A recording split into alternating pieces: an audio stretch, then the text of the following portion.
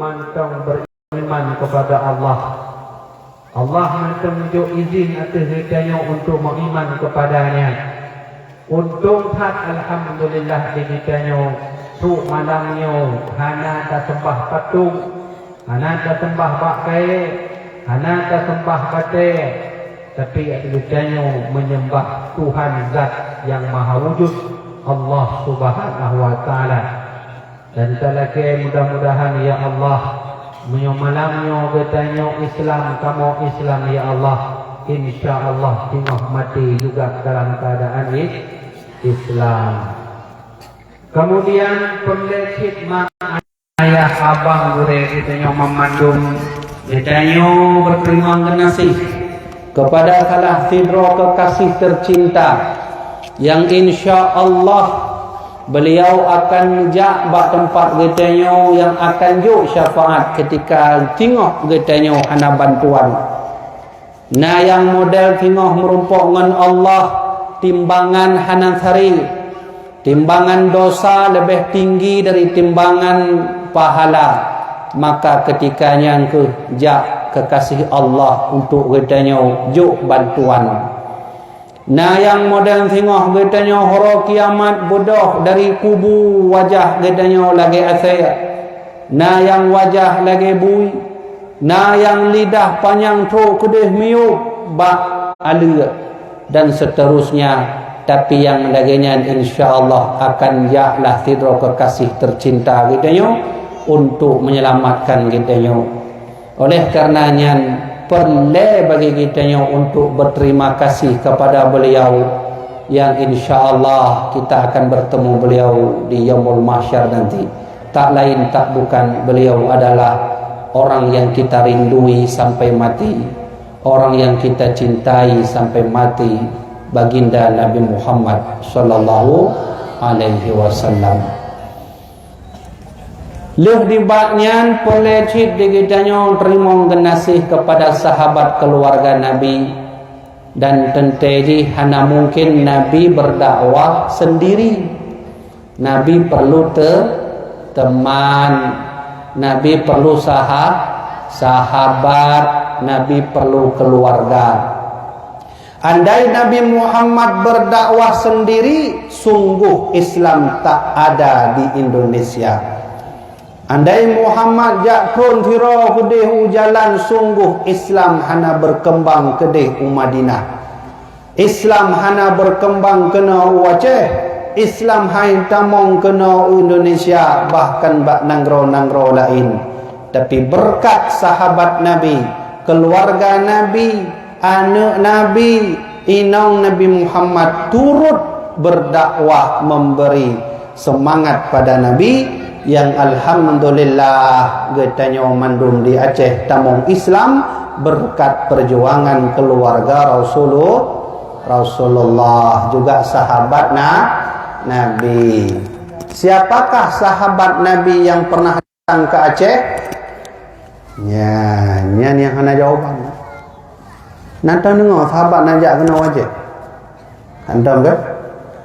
Ya, mai kira redon sahabat kita mentang main di Mekah Madinah bolak-balik hana sahabat Nabi kan ditinggal Mekah Madinah mentang, tapi beliau-beliaunya berdakwah sampai ke Cina, Persia, bahkan sampai ke Irak, Iran, Yaman, dan sahabat yang paling jauh menyebarkan Islam adalah sahabat Sa'ad bin Abi Waqqas dan cucu daripada sahabat Muaz bin Jabal.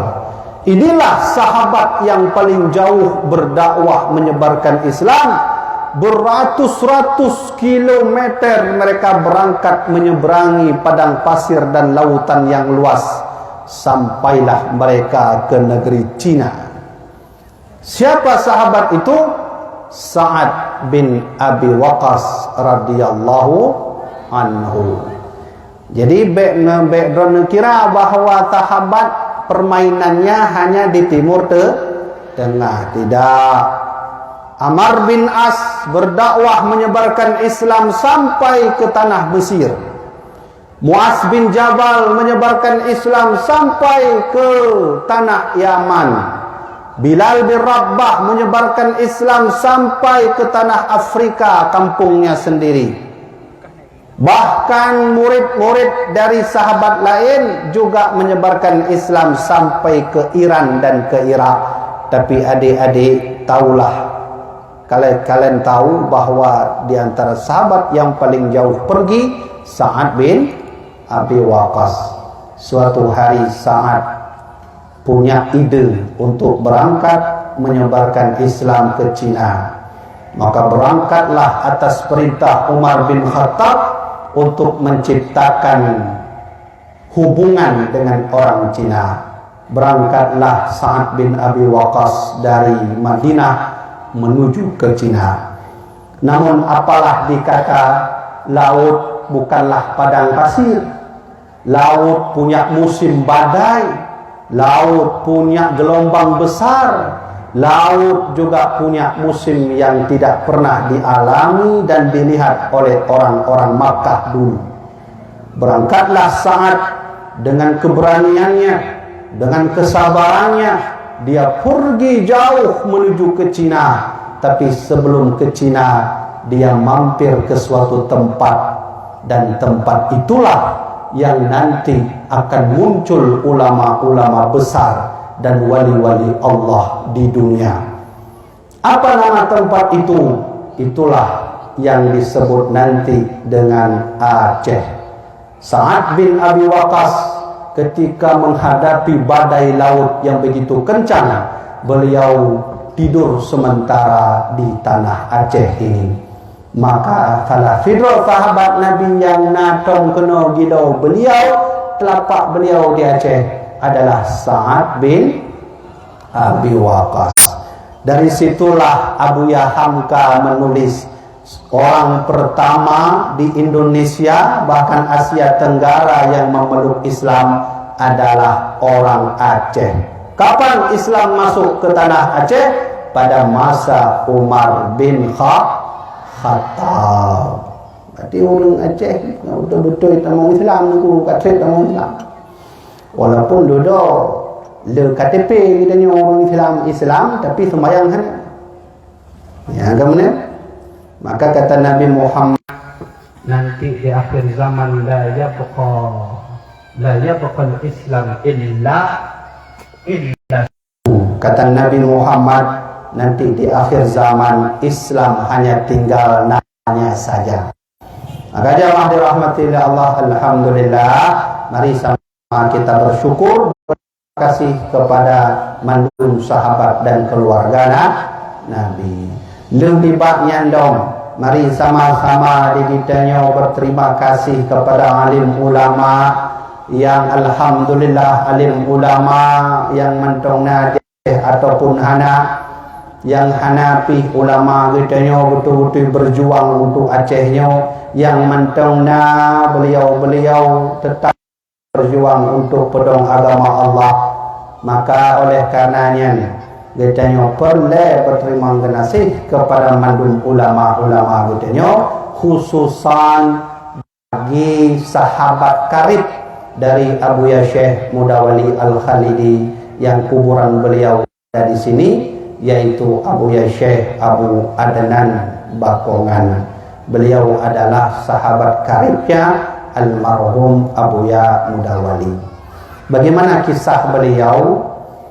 Mari kita sedikit mendengarkan kisah perjuangan Abu Adnan Bakongan bersama sahabat juga gurunya sendiri, yaitu Abuya Syekh Muhammad Wali Al-Khalidi.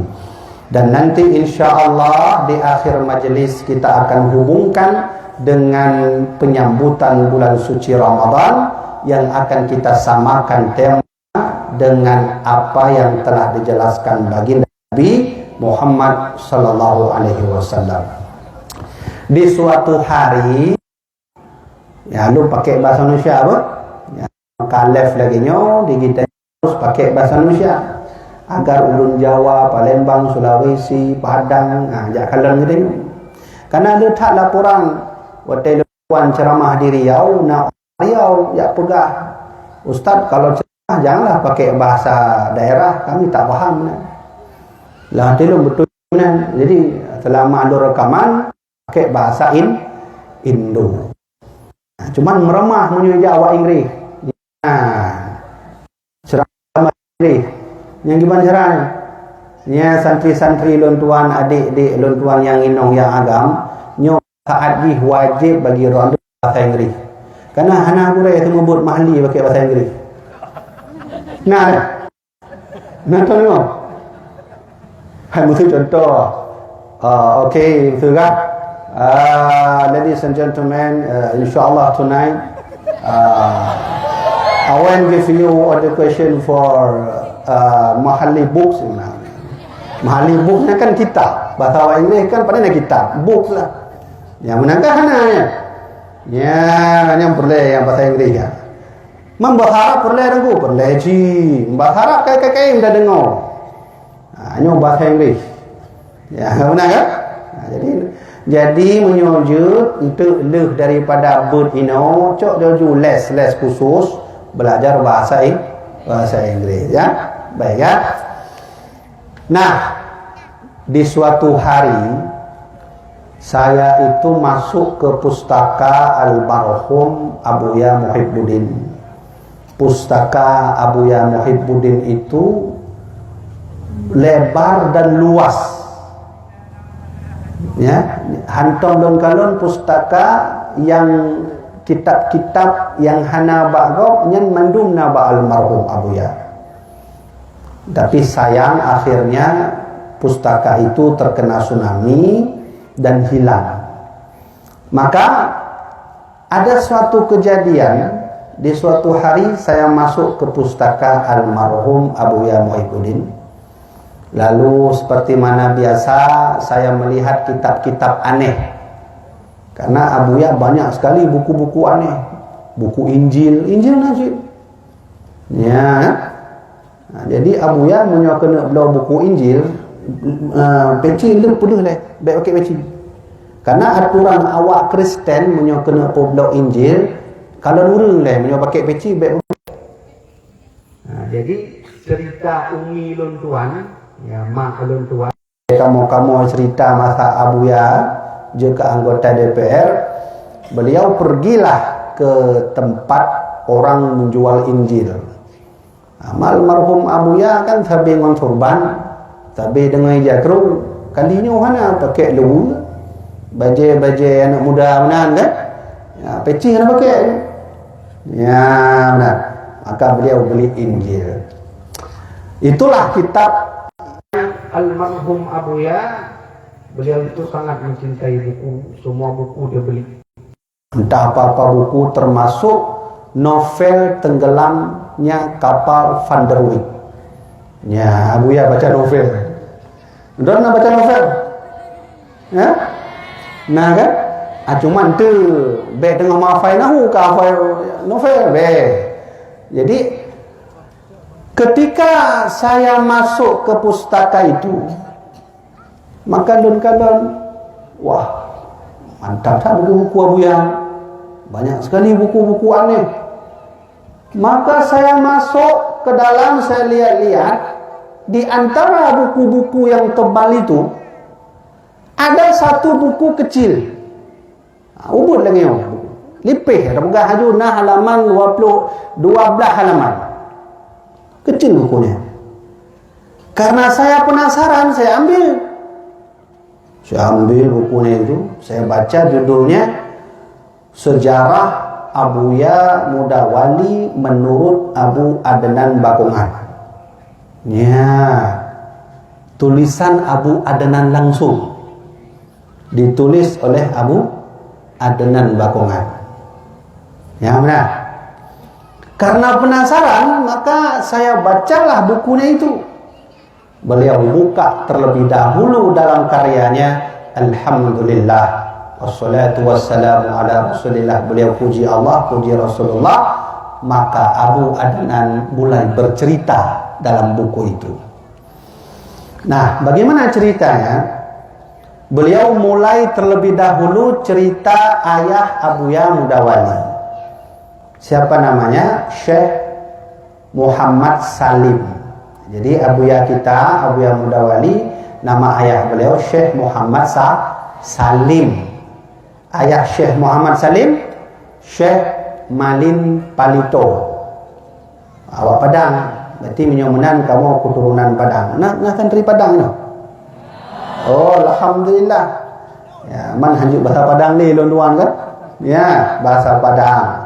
Ayah Syekh Malin Palito adalah Syekh Nan Kunyang. Ya, itu dia. Hanya silsilahnya kabeh hanali yang nampak ni, yang ada pulih tu. Teruk ba Syekh Nan Kunyang.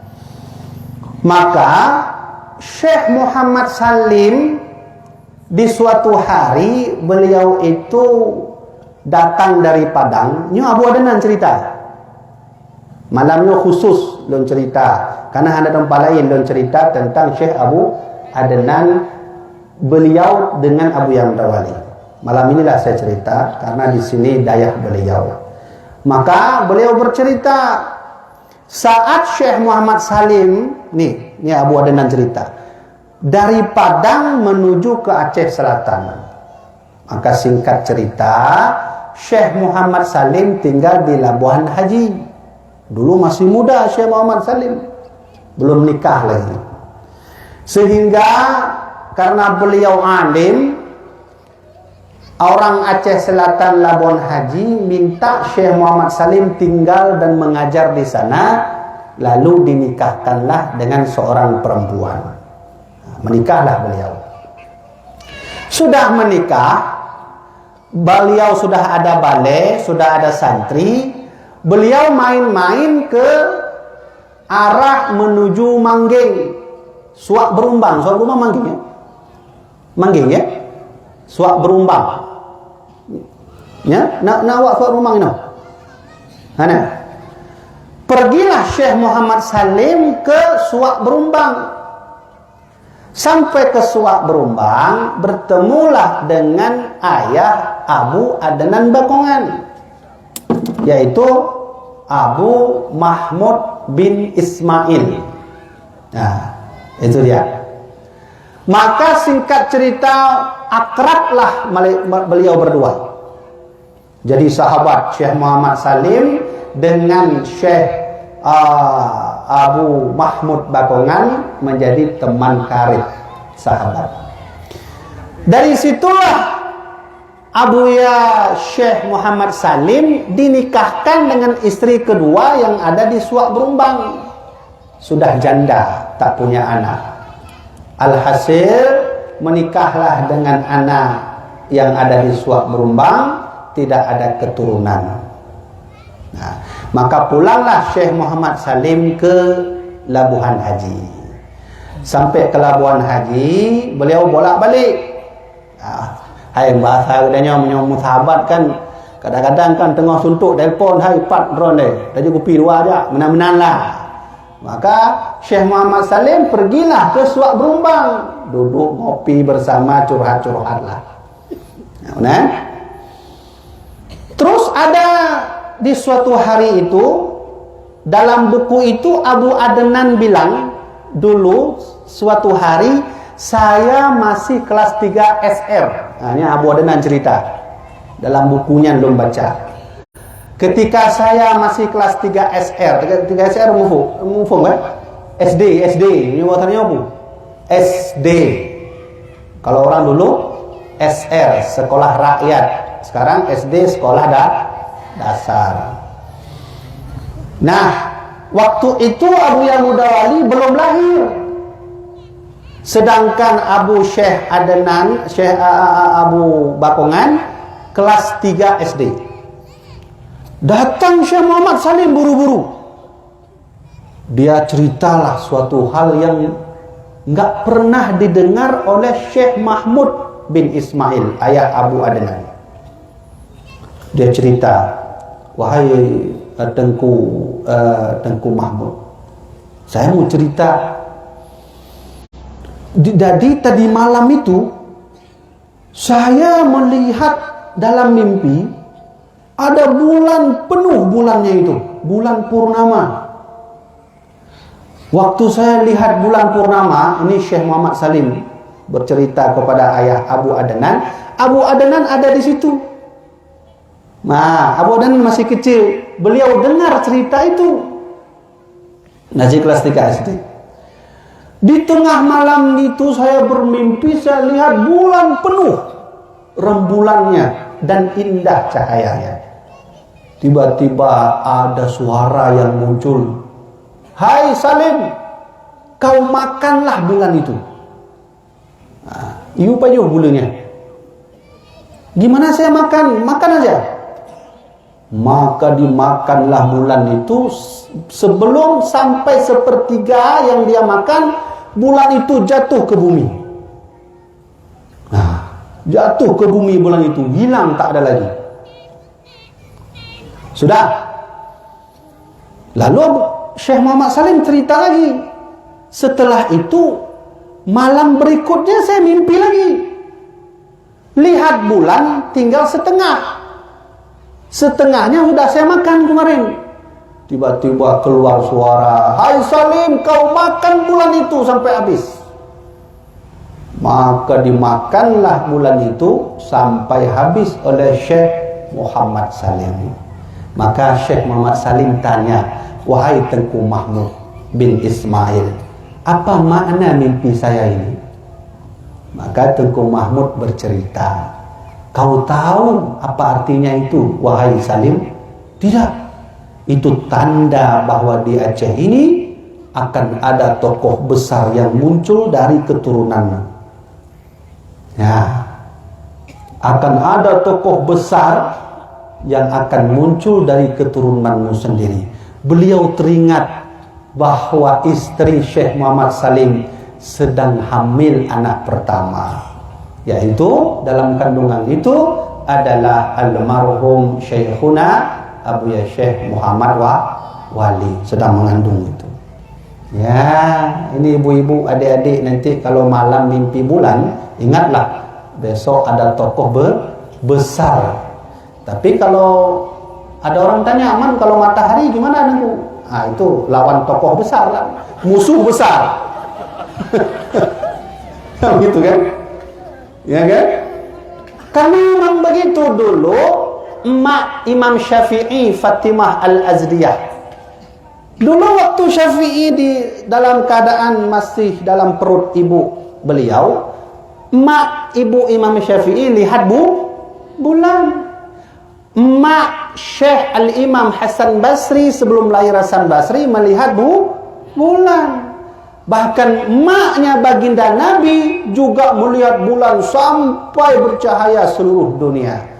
Maka ingatlah esok kalau nanti adik-adik yang laki-laki menikah, lalu kalian bermimpi lihat bulan, atau kalian yang bermimpi lihat bulan, insya Allah ada tokoh besar yang lahir. Maka Syekh Muhammad Salim waktu itu terkejut. Oh, itu maknanya ya? Iya. Maka pulanglah Syekh Muhammad Salim. Beliau menjaga terus kehamilan. Yang di dalam hamil itu ada seorang tokoh besar kemudian hari bernama Syekh Muhammad Salim. Dia bernama Syekh Mudawali.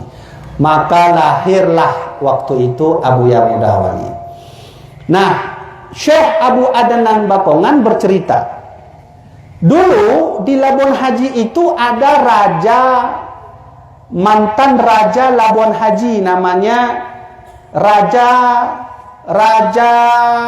Pudan kok nyanyian Tuan Angkup. Raja Tuan Angkup. Karena di Labuan Haji tak ada orang yang mengajari agama, dia utuslah 2 ulama dari Padang. Yang pertama Syekh Abdul Murad, yang kedua yaitu Syekh Muhammad Jamil. Nah, diundang masuk. Ketika beliau datang mengajari agama di Labuan Haji, tanpa sepengetahuan orang lain, ternyata mereka Wahabi. Nafa Wahabi. Nyu terkadang di kita nyu Ahlus Sunnah wal Jamaah tidak buka Wahabi ya nafa. Oh manyan. Gimana cara aman tak pengufumnya? Awak ahlu sunnah, anak ufum Wahabi.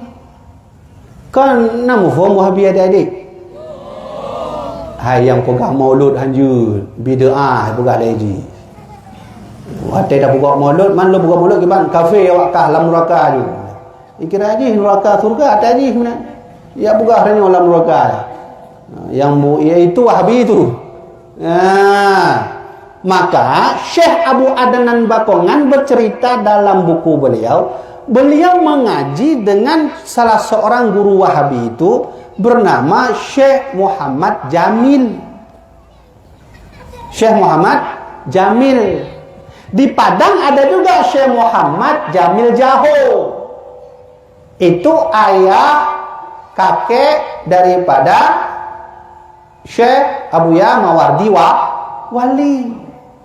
Jadi tak salah ke na yang Jaho na yang mana? Ya, kan? Syekh Muhammad Jamil. Lalu pulanglah Syekh Abu Adnan Bakongan ke ayahnya di Mangging. Di Mangging. Hanya lu baca yang buku Abu Adnan. Sampai ke Mangging, beliau bercerita ke ayahnya, bertanya, ayah betul tidak bahwa dalam solat tak perlu usolli? Bungehlah ayah Abu Adnan. Siapa yang mengajari kamu begitu? Itu guru besar baru datang dari Padang ke Labuan Haji. Ya. Maka kata ayah Abu Adnan, kalau begitu jangan lagi ngaji di situ. Karena isu sudah melebar bahwa ada Wahabi masuk di sana. Ya. Yang puang. Pakai nama.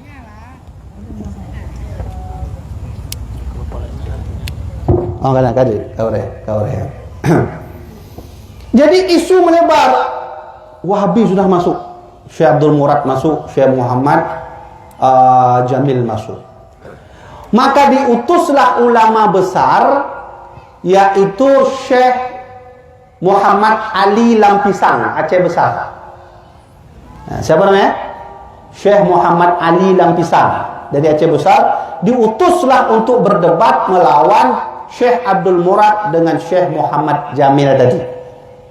Maka kalahlah mereka berdua, pulang ke Padang. Pergi ke Tapak Tuan, naik kapal pulang ke Padang balik. Saat itulah orang Labuan Haji minta Syekh Muhammad Ali Lampisang ngajar di sana. Berdua nanti dengan Syekh Muhammad Salim. Ada. Saat itulah ayah Abu Adnan menyuruh Abu Adnan ngaji dengan Syekh Muhammad Ali Lampisang. Nah, umur Abu Mudawali baru 11 tahun.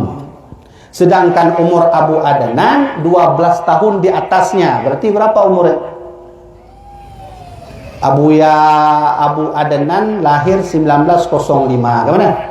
Abu Mudawali 1917. Berapa selisih beda umur?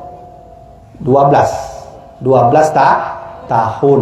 Jadi Abu Adnan lebih tua dari Abu Mudawali. Maka belajarlah dengan Syekh Muhammad Ali tadi. Nah, singkat cerita, Abu Adnan bercerita kembali saat di mana Abu Mudawali pergi menuju ziarah beliau ke Banda Aceh. Ke Banda Aceh beliau pergi ini, beliau bercerita, sebelum ke Banda Aceh, dua orang mulia ini pergi ngaji dengan Syekh Mahmud Blangpidi, atau punya bahasa Anggadanya Syekh Mud Blangpidi. Nah, Abu Mudawali, Abu Adnan ngaji dengan Syekh Mud. Ada satu lagi muridnya Tengku Salim. Tengku Salim ngaji dengan Syekh Mud Blangpidi. Tapi akhirnya ada kejadian ketika Tengku Salim membelot dari gurunya. Dia membantah gurunya bahwa berzikir setelah sholat itu tidak boleh dengan keras, harus kecil suaranya karena mengganggu orang. Ibu gale Abu Syekh Mud, hai pegah bak tengkunya, iu masyarakat, kenapa lanjut laju baca dalil khairat, bu tegar laju. Ya, begitu. Maka saat itulah kalah beliau melawan guru, beliau ajaklah Abuya Mudawali. Karena waktu itu beliau kenal Abuya Mudawali, orangnya cerdas, dia ajak.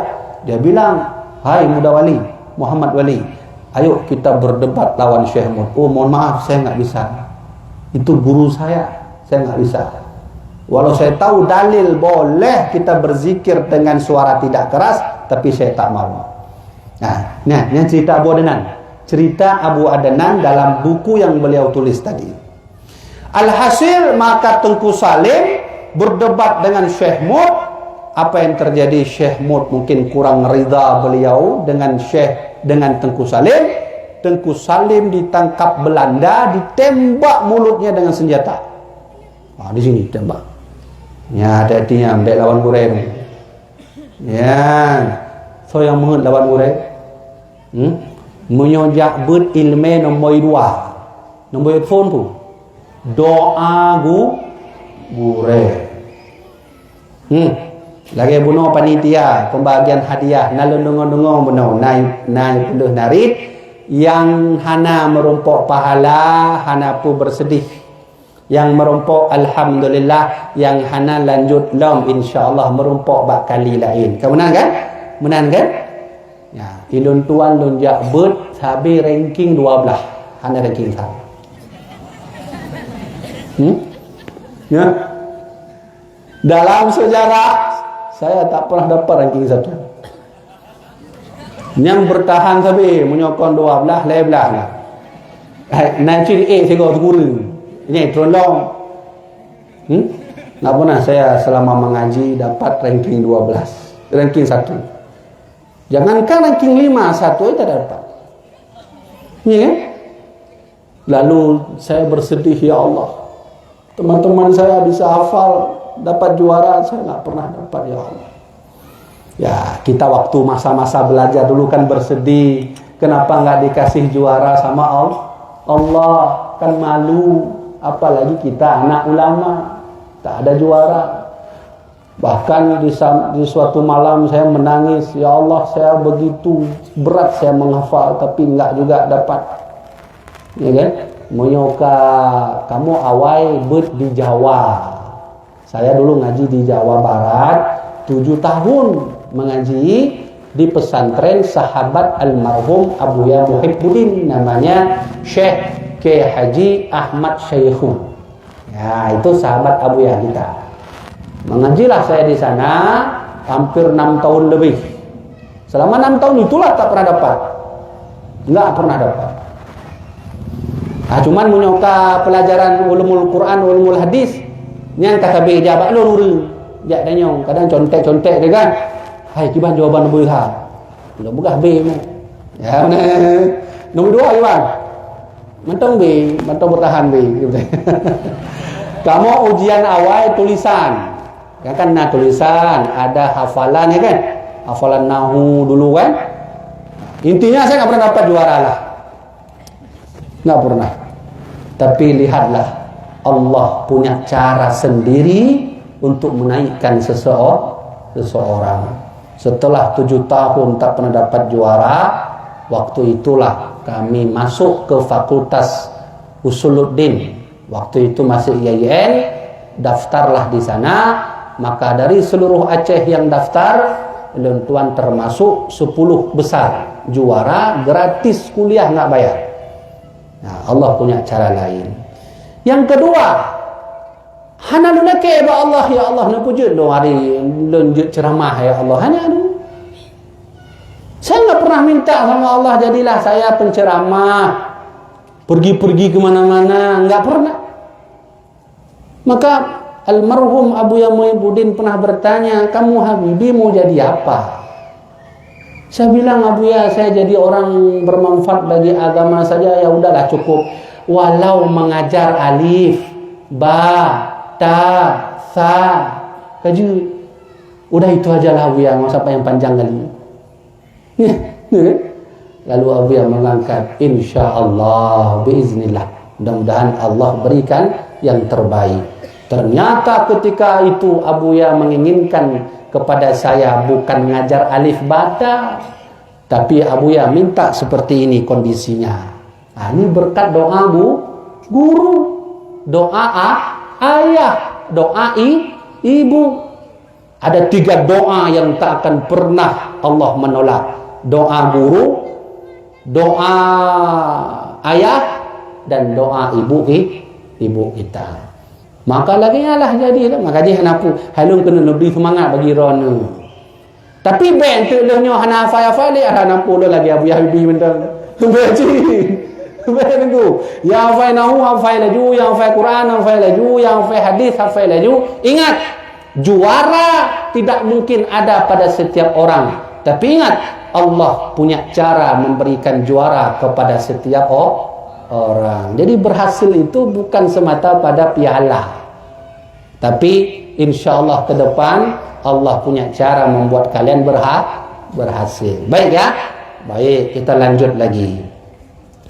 Maka ketika berdebat itulah ditembak Tunku Salim di sini Belanda, oleh Belanda. Maka waktu itulah tahun 1952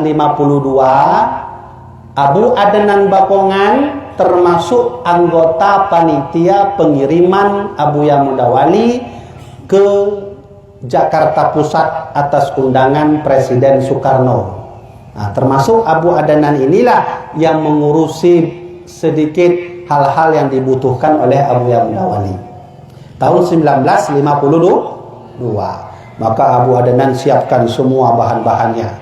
Nah, maka dikirimlah nanti 2 ulama dari Aceh, yaitu Abuya Mudawali dan Abu Syekh Hasan Krungkali, 2 orang.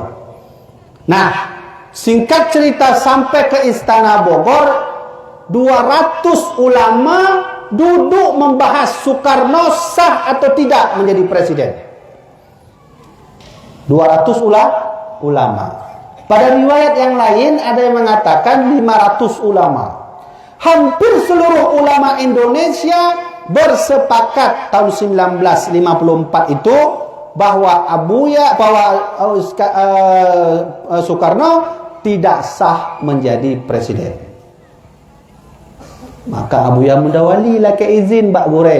Wahai Abu, maksud Abu ini Abu Hasan Krungkali. Gure, jut nu pugah haba bacu. Jutnya berangkat. Maka Abuya Mudawali bangun. Abuya Mudawali bilang, apakah di antara ulama-ulama di sini pernah membaca kitab Tuhfatul Muhtaj? Enggak pernah. Anda dari mana? Dari ulama mana? Saya dari Aceh. 2 dengan guru saya Abu Hasan Krungkali. Pernah baca? Tidak. Coba buka bab ini, halaman ini, sekian-sekian baca. Maka dibaca oleh ulama-ulama, dia lihat ternyata ada indikasi yang membuat Presiden Soekarno sah menjadi presiden. Maka keluarlah kata-kata mutiara daripada Abuya Mudawali waktu itu, ya, tafaqahu qabla tusayyidu. Kau fahamilah dulu sebelum kamu bertindak. Itu. Mufaham kan? Jadi orang menansi, pahami dulu, jangan menuduh-nuduh orang. Gitanya kan sampai yang pakai karena tak tuduh lah you, hana tak pahami lah ya. Itu orang pakai ngon ngawak di hatau, orang pakai sama-sama. Tirongon ya pugah hai. Kah pugah lengon ni, pugah kah pungo. Oh ma bakal lagi an kah pugah. Hai kandang pugah ngon kah, tak tinggal balai belah di. Oh ma don be menan lah. Don manusia yo nak kesabaran, mau tu nak. Kakek me tanya tak me juga dah me kae. Ji tengah-tengah panen tak tumpom ni ngong kae kan. Ka meninggal. Wate karab meninggal pugah. Ilon hana no pugah pungo. Ilon salut kepada Ron karena Ron pungo dalam ilmu. Ya. Oh lakinya. Maki bancara karab mate yang ke. Benar, tafaqahu qabla tusayyidu. Kau fahami dulu sebelum kau bertindak. Benar kan? Ya, gitu ya. Maka yang terakhir Abu Adnan bercerita, ada kisah unik yang terjadi. Dulu itu Abu Adnan menulis buku yang saya baca. Abuya Mudawali itu pernah naik haji berdua dengan istri beliau hampir 1 tahun di tanah Mekah. Lalu beliau pulang, Syekh Mudawali pulang ke Padang, tinggal di Padang hampir 1 tahun. Yang uniknya, waktu itu Abu Adnan sedang ada acara di Pelumat. Abu Adnan sedang ada acara di Pelumat. Abuya Mudawali sedang mengarah pulang, ambil jalur dari sana ke Medan ke Labuan Haji. Maka sampai ke Bakungan, karena tahu ada sahabat beliau tinggal di sini. Yaitu Abu Adnan itu selain sahabat juga teman akrab. Kalau ada curhat, makanya Abu Adnan bercerita, Abuya Mudawali kalau ada keluhan, kalau ada masalah selalu curhat sama saya. Ya, begitu dalam buku itu. Nah, cerita itu sudah saya rangkumkan dalam buku Ayah Kami. Nanti kalau mau beli buku itu, jumpa ke panitia. Tengku ada nggak buku Ayah Kami? Nanti buka, ada bab saya buat judul Abuya Mudawali menurut pandangan Abu Adnan Bakungan. Nah, yang uniknya di mana? Waktu Abuya Mudawali sampai ke Bakungan, beliau tanya ke masyarakat, di mana Tengku Adnan? Tengku Adnan Abuya sudah pergi. Ada acara di Pelumat. Ada acara di Pelumat. Saya mau menginap sebentar di rumah beliau. Nggak ada orangnya ya? Iya Abuya, nggak ada orangnya. Ya udah, kuncinya di mana? Nah, ini unik. Abuya sangat menganggap Abu Adnan sebagai sahabat yang paling dekat dengan beliau. Sampai-sampai beliau kalau masuk rumah Abu Adnan tak payah ada orang, minta kunci aja. Kuncinya mana? Maka dikasih masyarakat, ini Abuya kuncinya. Masuklah Abuya Mudawali ke rumahnya, ke rumah Abu Adnan. Kemudian keunikan yang kedua, berita Abuya Mudawali di Bakungan sampai ke Pelumat. Abu Adnan sedang dalam acara, karena tahu ada sahabat dan gurunya berada di rumahnya, beliau minta izin pulang. Uniknya di mana? Mobil nggak ada, kendaraan nggak ada. Abu Adnan jalan kaki dari Pelumat ke Bakungan. Yang gimana ya, Uman? Masya Allah, coba lihat. Senyuhan tangguh yang lagi anak perlu gila hubungan. Dari Pelumat tangguh. Ngontapa ya.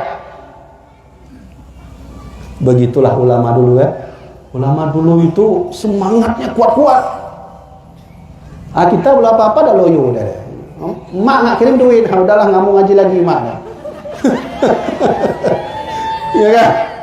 Udah loyo. Abu Adnan pulang, ada acara apa Abu Batu tunggu. Baik pegah panitia lah kemah lun nagure tru. Na sahabat lun tru nagure lun tru di kampung lun. Minta izin nggak ada mobil, motor panena masanya kah? Nah motor. Ya kan? Maka pulanglah Abu Adnan jalan kaki dari Pelumat ke sini. Alhamdulillah sampai di sini masih ada Abuya di dalam kamar beliau, tidur dengan istrinya dan anaknya, yaitu Abuya Muhibbuddin Wali. Nah, itu dia ayah halun tuan. Bertiga pergi itu. Abuya Wali, istrinya, ya, baru ya, Umi Padang ya, Umi Padang, barulah Abuya Muhibbuddin. Nah, saat itu nih Abu Adnan bilang, saat saya jumpa dengan Abuya Mudawali, Abuya curhat sama saya. Mulai dari Abuya pergi ke haji sana, jumpa Syekh Muhammad Ali Al-Maliki, berguru dengan beliau, lalu ke Padang, curhat. Nah, coba di antara sahabat-sahabat Abuya Mudawali yang kalau ada keluhan, ada masalah, kalau ingin curhat, selalu teringat Abu Adnan Bakungan. Nah, inilah guru kita bersama kan? Ya, kan? Sudah cerita semua. Maka Abuya Mudawali bilang, Tengku Adnan, saya mau pulang besok ke Labuan Haji. Jadi insya Allah besok pagi setelah sarapan saya pulang. Maka pulanglah Abuya Mudawali sampai ke Labuan Haji. Nah, saya mau bilang sebenarnya begitulah dulu ulama-ulama saling menghargai ulama lain atau murid menghargai gurunya. Yang salut kita kepada Abuya Adnan Bakongan adalah itu kan abang leting Abuya Mudawali, ya kan? Pada umur beda Abu Adnan dengan Abuya Mudawali 12 tahun. Tapi walau lebih tua Abu Adnan, walau lebih abang dan adik Abuya Mudawali, beliau tak berfikir, tak malu kalau dalam hal belajar, dalam hal mengaji, tetap saya murid Abuya Mudawali. Walau Abuya Mudawali tak menganggap beliau murid, lebih kepada sahabat. Nah, jadi kalau mengaji itu perlu yang namanya sahabat. Jadi alhamdulillah adik-adik sudah ada di tanah ini, di daerah ini bukti bahwa kalian insya Allah guru kita bersama, guru yang dimuliakan Allah, yang berjuang membela agama Allah bersama ulama besar, yang mudah-mudahan dengan itu diturunkan Allah kepada kita semua. Siapa idola kita di Bakongan? Abu Adnan. Andai Abu Adnan tak ada di Bakongan, maka Bakongan tak akan dikenal oleh orang. Ya kan? Syekh, contoh Ustadz Abdul Samad, dari mana beliau? Dari Riau. Andai Ustadz Abdul Samad bukan dari Riau tak akan ada yang tahu. Sama seperti murid Abuya Mudawali, yaitu Abu Ibrahim Waila, Melabuh. Andai Abu Ibrahim bukan dari Waila tak dikenal oleh orang. Tapi hari ini berbahagialah ayah-ayah, adik-adik warga Bakongan. Nama Bakongan itu kalau orang dengar pasti teringat ada ulama besar di dalamnya bernama Abu Adnan Mahmud bin Ismail. Ya, alhamdulillah kan, nama daerah kita diangkat Allah. Kenapa Allah mengangkat daerah kita? Karena ada ulama. Maka kata Rasulullah, al-ulama'u misbahud dunya. Ulama itu lampu dunia. Kalau dunia lampunya mati, maka masyarakat manusia tak akan tahu mana cahayanya lagi. Maka lihatlah baik-baik, jagalah baik-baik ulama. Ulamalah yang membuat daerah ini ada lampunya. Kalau ulama tak ada lagi, kita sudah mulai kiamat. Tapi adik-adik sekalian, di Indonesia ulama sudah banyak yang wafat. Kalau ulama wafat, Rasulullah bersabda, la taqumus sa'ah hatta yuqbadul ilmu. Tak akan terjadi kiamat sebelum ulama-ulama diangkat Allah. Dulu ada Abu Adnan. Siapa pengganti beliau yang sama seperti Abu Adnan? Ada atau tidak? Nggak ada kan? Sekali hidup selesai, habis. Dulu ada Abuya Mudawali. Siapa pengganti Abuya Mudawali yang sama seperti beliau? Nggak ada. Sekali hidup habis. Nah, jadi maka kata Rasulullah, alimun. Orang alim itu kalau mati mautul alimi la tujbar. Kalau mati ulama itu bagaikan paku bumi menghilang, tak ada lagi. Adik-adik laki-laki, gantilah ya, ikutilah generasi selanjutnya dari guru kita bersama Abu Adnan Bakongan. Siapa idola kita hari ini? Syekh Abu Adnan. Perlu nggak ada idola dalam belajar? Wah, perlu. Ayo, ada orang bertanya. Kebetulan Luntuan ceramah di daerah Pidi. Orang bertanya, Tengku, apa hukumnya mengidolakan LGBT? Apa LGBT? L itu apa artinya? Lesbian. B itu biseksual. G-nya gay. Nama form gay. Gay laki-laki suka sama laki-laki itu gay namanya. Apa lagi? Biseksual, LGBT.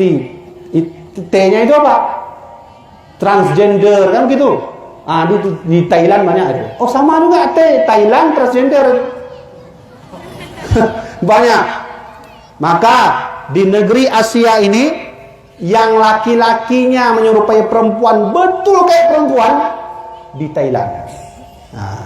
Jadi tuan punya napeng berangkat ya kalau dia. Ya kalau rendang lu balik dong. Ya kan? Itu dia. Orang bertanya, perlu nggak kita dalam belajar harus ada idola yang kita punya? Wajib. Harus ada. Nabi Muhammad, siapa idolanya? Siapa idola Nabi Muhammad? Ayo kita bercerita menjelang bulan suci Ramadan. Jadi Nabi Muhammad itu duduk, sahabatnya di depan. Sahabat, sini sebentar. Iya ya Rasulullah. Ada apa ya Rasulullah? Nabi berkata begini. Ini kalimat Nabi. Di antara para nabi Bani Israel, kata Nabi, ada 4 yang aku sukai. Ada 4. Kenapa Nabi menyukainya? Abadullaha thamanina amman lam ya'suhu tarfata'in, kata Nabi Muhammad. Kau tahu, di antara 4 inilah yang paling aku sukai.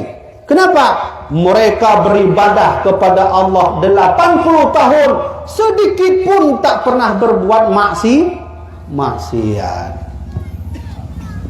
80 tahun sedikit pun tak pernah berbuat maksiat. Gedanyo 80 menit menyuhana maksiat, hana bah benar terpegot becu. Ya kan? Nah, dari mana maksiat? Sini satu. Nih mata nih. Satu, ini satu, 2 hidung.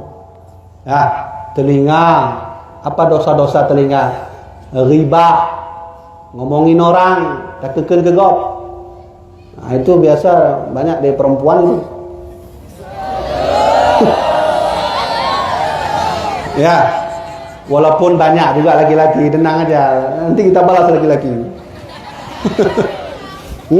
Nabi pulang Isra Mi'raj, sahabat bertanya, Nabi, yang paling banyak dalam neraka itu siapa Nabi? Perempuan, kata Nabi. Ya. Jadi kami laki-laki ada Nabi. Wah banyak juga, kata Rasulullah. Banyak, kata Nabi. Laki-laki yang mana yang masuk neraka? Dayus. Tahu dayus? Dayus, kalau kalian punya adik perempuan nggak pakai jilbab, ya, nah itu dayus itu. Kalian nanti menikah ada istri nggak pakai jilbab, pakai jilbabnya begini, diikat begini aja. Nah, ini bukan jilbab namanya ini. Ini namanya syal, nafum syal. Nah, syal. Rasulullah mengajari istrinya pakai jilbab. Ya, gimana caranya? Wal yadribna bi khumurihinna ala juyubihinna. Allah turunkan firman kepada Nabi Muhammad. Muhammad, kau ajari istrimu pakai jilbab. Bagaimana caranya? Jilbab. Wal yadribna bi khumurihinna ala juyubihinna. Pakailah jilbab istrimu itu sampai menutupi dadanya. Ini jilbab. Kalau begini itu bukan jilbab. Begini. Pakailah begini itu. Itu bukan jilbab. Nah, modal berdoa cu. Ya, enggak benar. Menyotari alhamdulillah hitam.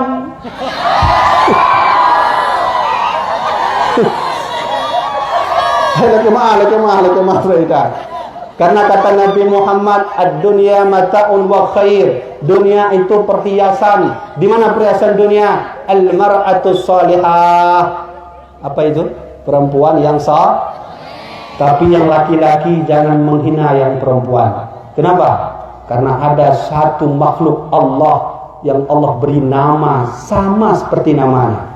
Apa namanya? Apa? Ayo. Jangan hina perempuan. Pada tubuh perempuan itu ada satu makhluk Allah yang Allah ciptakan, yang nama makhluk itu Allah samakan dengan nama dirinya. Apa namanya? Rahim. Itu dia. Acidron yang agak nah. Aciteh deh. Rambut mana ada nama Allah, nggak ada. Rambut, hidung, mata nggak ada. Perut nggak ada. Kaki nggak ada. Tapi mereka ada. Ayo jangan main. Makanya telapak surga itu berarti telapak kaki. Kan pernah dengar telapak kaki ayah? Ada pernah dengar? Ya, insya Allah kita ada kelebihan, ada kekurangan ya. Ya, maka pepatah Arab berkata, la tahtakir man dunaka falikulli syai'in maziyan. Jangan kau hina seseorang, karena setiap seseorang ada kelebihan, ada kekurangan. Ya. Lalu kata Rasulullah, kau tahu yang aku sukai siapa? Tidak, Nabi. Kenapa kau sukai ya Rasulullah? Abadu thamanina amma lam ya'suhu tarfata'in. 4 nabi ini waktu hidup sedikit pun tak pernah berbuat maksiat. Lalu sahabat bertanya, siapa mereka ya Rasulullah? Nabi berkata, pertama Nabi Ayub alaihi salam. Coba lihat Nabi Ayub, orangnya gagah, putih, ganteng, tinggi, uang banyak, harta melimpah, kambing di mana-mana. Kata iblis, ya Allah, iyalah dia beribadah, dia kaya. Kata Allah, hai iblis, aku percaya kepada Ayub. Kalau kau tak percaya dia orang taat, kau datangi, hilangkan semua hartanya. Oh siap ya Allah. Yang kebagian lo ya Allah. Nah, pergilah iblis. Dia pergi iblis, dia hilangi kambing Nabi Ayub, untanya, ladangnya, sampai kesehatan Nabi Ayub selama puluhan hari sakit tumbuh yang ukuran tumbuh penyakitnya menyatato drong Nabi Ayub meweru bau. Ada penyakit yang kalau kita dekat bau. Nah, itu Nabi Ayub. Ya, Nabi Ayub. Oh, maka waktu itu istrinya minta izin bang, minta maaf bang, bukan saya nggak mau urus ya bang. Bau. Minta izin. Minta maaf. Kata Nabi Ayub, suatu saat kalau kau pulang ke sini akan kucambuk kau 100 kali. Nah, ada jawab apa-apa, pergilah terus. Nah, tinggallah 2 muridnya Nabi Ayub. Lalu 2 murid ini yang kasih obat setiap hari ke Nabi Ayub. Sampai 4 bulan itu Nabi Ayub. Dalam riwayat 4 tahun sakit nggak pulih-pulih. Maka bercerita 2 murid ini, dia bilang, hai, kok Nabi Ayub nggak pulih-pulih? Ini pasti ada masalah. Banyak dosa dia itu. Nah, ini memang dirotek kamu nama kaico pu yang begah ni kan? Lagi lu begah meno. Tafaqahu qabla tusaidu ya. Pahami dulu, jangan bertin. Nah, ini kejadiannya sama ini. Nah, terus gimana juga? Udahlah, kita kabur aja yuk. Gak enak bau. Ya udahlah. Yuk minta izin. Hai Nabi Ayub, kami minta izin Nabi. Mohon maaf, kami minta izin nggak balik lagi sini. Kenapa kau minta izin? Bau. Ya udah, pergilah. Tinggallah Nabi Ayub sendiri. Tinggal Nabi Ayub. Maka beliau sakit itu diceritakan Allah dalam Al-Quran. Ya, Allah mengisahkan kisah Nabi Ayub. Beliau sampai menyebut dirinya Adurru, ya Allah, penyakitku membuat aku hampir mati.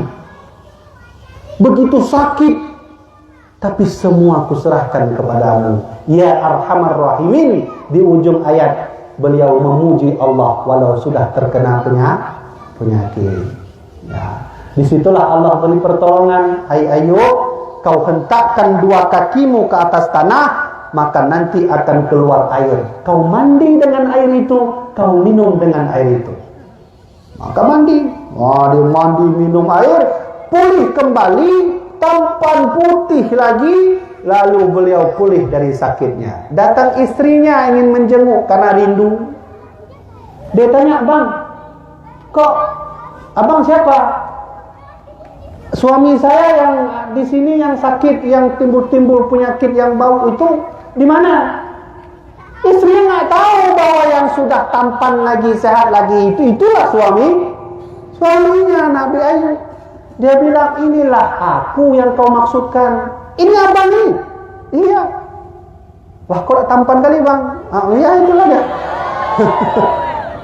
Ya kan? Ya. Nah, kau ingat istrimu? Dulu ku pernah berkata, kalau kau balik, aku cambuk 100 kali. Ya udahlah, terserah abang aja. Saya balik ke sini karena sudah rindu dan bersalah kepada abang karena sudah lari. Ternyata Allah pulihkan. Maka Allah turunkan wahyu. Allah ajari Nabi Ayub, Ayub jangan kau pukul 100 kali dengan kayu. Caranya kau kumpulkan 100 biji kayu, kau ikat sekali pukul. Akan sampai 100. Maka dipukullah istrinya 1. Istrinya tunggu. Kok cuma 1 bang, nggak ada yang lain? Nah, inilah bijaknya Nabi Ayub, ya kan? Maka Rasulullah sangat tahu cerita Nabi Ayub. Beliau sangat salut dan mengidolakan Nabi Ayub alaihi salam. Apa kata Nabi Ayub ketika iblis datang bertemu lagi? Ayub, aku sudah tahu sekarang memang kau orang yang beribadah kepada Allah. Dulu waktu sehat kau tak pernah lepas dari bersujud. Waktu sakit kau juga tak pernah lepas dari sejadahmu. Dan waktu sehat ini pun kau tetap masih kuat beribadah. Apa kata Nabi Ayub? Alhamdulillahilladzi a'tani wa akhadha minni. Segala puji bagi Allah yang dulu pernah memberikan aku harta dan hari ini Allah ambillah lagi. Nah gitu ya. Itu doa kalau hilang harta, hilang toko, kebakar ke toko. Nah nanti kalau naik Honda rusak, doa dah Alhamdulillahilladzi a'tani wa akhadha minni. Gitu kan? Ada toko di kampung. Nah nanti kalau kebakar toko itu, jangan innalillah, alhamdulillah. Gitu kan? Ya. Sahabat takjub. Oh begitu Rasulullah. Ya. Terus yang kedua siapa ya Rasulullah? Nabi bercerita. Yang kedua yang aku salut, Nabi dari Bani Israel adalah Nabi Zakaria alaihi salam. Wah, itu kenapa lagi Nabi? Sahabat bertanya. Begini, Nabi Zakaria umur 90 tahun. Beliau ingin sekali punya anak. Berpuluh-puluh tahun menikah dengan istrinya. Sedikit pun Allah tak berikan anak. Tapi apalah dikata ada salah seorang bernama Imran. Dia punya istri. Imran sudah wafat. Istrinya punya anak namanya Maryam. Karena istrinya nggak sanggup mendidiknya karena sudah sakit-sakitan, maka dititipkanlah kepada Nabi Zakaria. Di suatu hari Maryam beribadah tak pernah putus-putus. Maryam tak pernah dilihat oleh Bani Israel. Nah ini perempuannya. Ayo idolakan Maryam. Maryam itu semua masyarakat tak tahu bagaimana wajahnya. Yang dia tahu waktu kecil dulu. Nggak tahu bagaimana wajah Maryam itu. Kenapa? Maryam tak pernah keluar dari rumah. Selalu beribadah kepada Allah. Bahkan tingkat ibadahnya bisa mendatangkan buah-buah di depannya. Padahal bukan musim. Lagi contoh di kita ini. Bukan musim bodring. Tapi nak bodring gitu. Bodrin, apel, kurma, pulau macam-macam buah ada di dunia mandu. Ya kan? Semua ada di depan. Masuk Nabi Zakaria. Assalamualaikum. Waalaikumsalam. Di mana kamu nak? Di dalam ini ayah. Nah, dia panggil ayah. Karena ayahnya tak ada lagi, sudah lama meninggal. Waktu dibuka itulah terlihatlah putih wajah Siti Maryam. Begitu cantik. Lalu di depannya buah-buah segar semua buahnya. Terkejut. Kau beli di mana ini buah? Kau keluar ya? Enggak, aku nak keluar. Terus di mana buah ini? Ini Allah turunkan rahmat Allah, wahai ayah. Beliau percaya. Kenapa? Maryam tak pernah keluar. Nah, disinilah beliau teringat, beliau tutup pintu, beliau merenung. Pernah di suatu malam, semua orang tertidur, beliau belum tidur. Beliau berfikir, merenung, ada anak seperti Siti Maryam, begitu indah, begitu tahajud ibadahnya. Lalu beliau berdoa, ya Allah, turunkanlah anak untukku satu, ya Allah. Suatu saat jika aku mati, jenggotku sudah memutih, ya Allah. Rambutku memutih, semuanya tak ada lagi. Aku takut ketika itulah nanti tak ada anak yang mendampingiku, yang menggantikan aku esok untuk berdakwah. Nah, maka waktu itulah keinginan itu dikabulkan Allah puluhan tahun. Nah, itu pelajaran itu. Di bidangnya waktu lagi kan, ya Allah, menyujud moto inovator 2020 le, ya Allah, uronyo lagi. Kiban jara telake ba Allah menan doa. Ya kan? Leh telake moto 2020 le. Gelai debit lah. Ya kan debit 2020 le moto. Telake moto dan kalimat beruronyo lagi, yang bahaya. Itu bukan berdoa menuntut Allah, memaksa Allah. Nabi Zakaria berapa puluh tahun dikabulkan Allah, puluhan tahun baru dikasih anak. Nabi Ibrahim, ya, Nabi Ibrahim ingin sekali punya anak. Kapan dikasih? Umur beliau 80 tahun. Nabi Musa, udah geram kali sama Firaun. Aku tak sanggup lagi melawan Firaun, ya Allah, hancurkan Firaun. Kapan dikabulkan? Setelah 40 tahun. Itu Nabi. Kita siapa?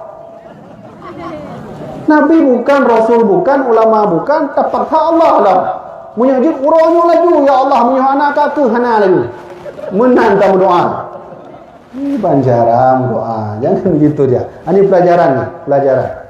Makanya kenapa Allah ceritakan dalam Quran, tujuannya wa kullan naqussu 'alaika min amba'i rusul. Muhammad, kuceritakan kisah orang terdahulu agar hatimu tentram. Ini kan tentram kita. Belajar dari kisah para nabi.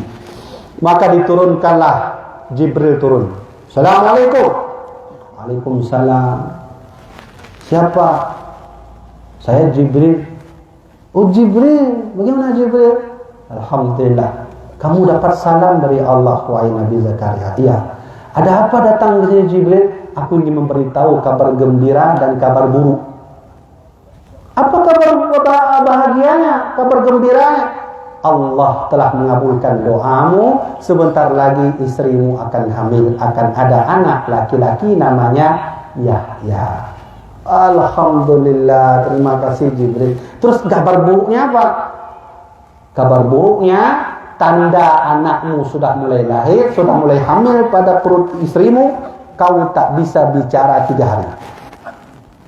3 hari saya tak bisa bicara Jibril. Ya, itu tanda bahwa bersiaplah anakmu akan lahir. Tidak 3 hari. Maka Nabi Zakaria punya dakwah pakai bahasa isyarat. Betul lah, dia kiranya orang semayang kan? Kiranya apa tak boleh? Semayang. Nabi Zakaria tak bisa. Mana? Umat kadang lah Nabi Zakaria yang putih itu kan? Ya kan? 3 hari beliau diberi oleh Allah tak bisa bicara. Nah, alhasil diberilah anak. Oh, bahagia sekali sehingga menjadi nabi. Maka sahabat takjub, Masya Allah ya Rasulullah, mantap sekali cerita Nabi Zakaria. Ya, itu idolaku wahai sahabat-sahabatku. Oh ya, terus apa lagi ya Rasulullah? Nabi yang ketiga, nabi yang tak pernah orang tahu dan tidak ada pada 25 nabi. Namanya Nabi Hizkil bin Al-Ajuz. Siapa namanya? Nabi Hizkil. Dan pada draw tepu nabi yang hanak kita mau 25 nabi. Ayo, nabi siapa yang kalian tahu yang tidak masuk 25? Hah? Khidir. Nabi Syamun. Siapa lagi? Hah? Siddiq. Hantar lalu orang tidur macam lama lomba. Ya, Nabi yang paling tua yang enggak masuk ke 25, cucu Nabi Adam langsung. Namanya Nabi Syed alaihi salam. Nah, itu hafal tu. Dalam kitab tu nanti. Nyo adik sekalian. Ilon menyolon buat kitab, menyona yang penting-penting lu hafal ya. Baik kaedah usul, nama-nama nabi lu hafal ya. Cara lu hafal benar. Lembuh garis miupnya ka lenduk ju duk 2 minit dah le lenduk ya kalau yang ada lenduk kalau lagi urang mumang nak kan tahu lah ju urang kira lun tahu kana lun kalau ada dua ka boleh mana cara hafal tu perlu itu cara hafal. Terus kalau hafalnya banyak lun tuan lebih pah lun menghafal lun pogot grafiknya pagannya mana lagi contoh pembahagian tarif kan ada 5 ya kan, ada tarif tam, ada tarif naqis, itu bagi dulu tarif 2, tarif tam, naqis terusnya. Itu ilmu mantik, terus ke bawah, jadi enak hafalnya. Mana cara kalau mau hafal hadis, mau hafal ilmu yang banyak hafalan begitu. Nah, apa yang menjadi Nabi takjub kepada Nabi Hizkil dulu sebelum Nabi Hizkil hidup? Ada satu kampung namanya Darwidan. Apa namanya? Darwidan. Jadi di satu kampung itu rakyatnya makmur hidup, ekonomi pas, ya, politiknya bagus, mereka hidup dengan bergemangan harta dan kekayaan. Lalu mereka sombong, mereka berkata, "Oh, kami kan bahagia karena duit kami." Mulai menyombongkan diri. Lalu Allah mengutus 2 malaikat. "Hai malaikat, aku tak suka melihat Darwidan. Kau turun, hancurkan mereka." Maka datang 2 malaikat, Tidro malaikat di atas gunung, Tidro malaikat di miuk gunung. Bandua klik. Dia teriak. 2 malaikat itu berteriak waktu itu. Ya, maka diturunkanlah juga diturunkan penyakit taun namanya. Jadi yang teriaknya ke Nabi Hizkil untuk miupnya lo. Darwidan ini dalam sejarah Allah kirimkan penyakit taun. Kalau bahasa kita corona lah. Corona kan. Corona itu taun. Lalu mereka singkat cerita mati semuanya. Beratus tahun tulang mereka tak ada yang ambil, jenazah mereka tenggelam di dalam tanah. Tak ada satupun yang melihat dan mengeksekusi mereka. Satupun tak ada. Lalu muncul seseorang namanya Hizkil bin Al-Ajuz. Dia datang, dia duduk. "Ya Allah, kalau aku bertanya kau marah enggak ya Allah?" "Ada apa Hizkil?" Bertanya. "Begini ya Allah, kira-kira nanti waktu kami semua dalam kubur, bagaimana cara kau mengangkat kami jadi manusia lagi? Kau tak percaya kepada aku Hizkil?" "Aku percaya ya Allah, cuman penasaran bagaimana orang mati hidup lagi." Nah, "Oh begitu Hizkil?" Ya Allah, tunjukkan dong kepada saya gimana caranya." "Baik, kau pergi ke suatu kampung, masyarakatnya disebut Darwidan." Pergilah Nabi Hizkil. Sudah sampai? Sudah. "Berdiri Hizkil, akan kutunjukkan kepadamu bagaimana aku mengangkat orang mati menjadi hidup." Maka berdirilah Hizkil.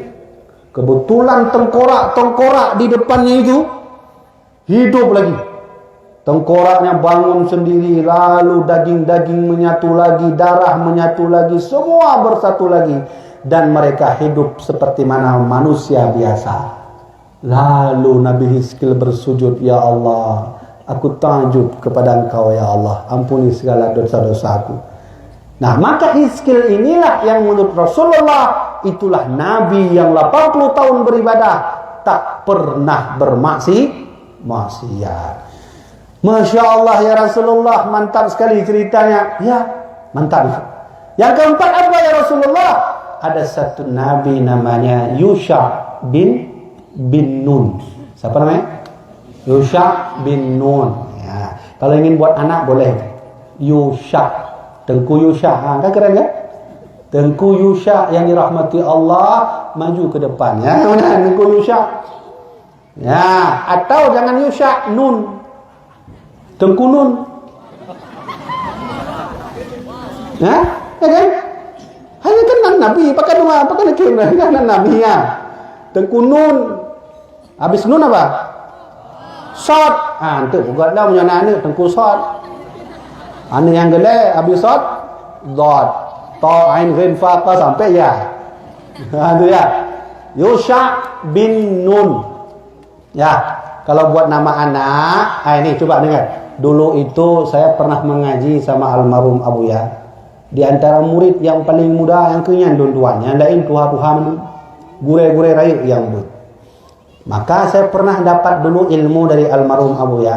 Kalau buat nama itu, pertama buatlah nama yang nama Nabi. Yang kedua jangan panjang-panjang kali.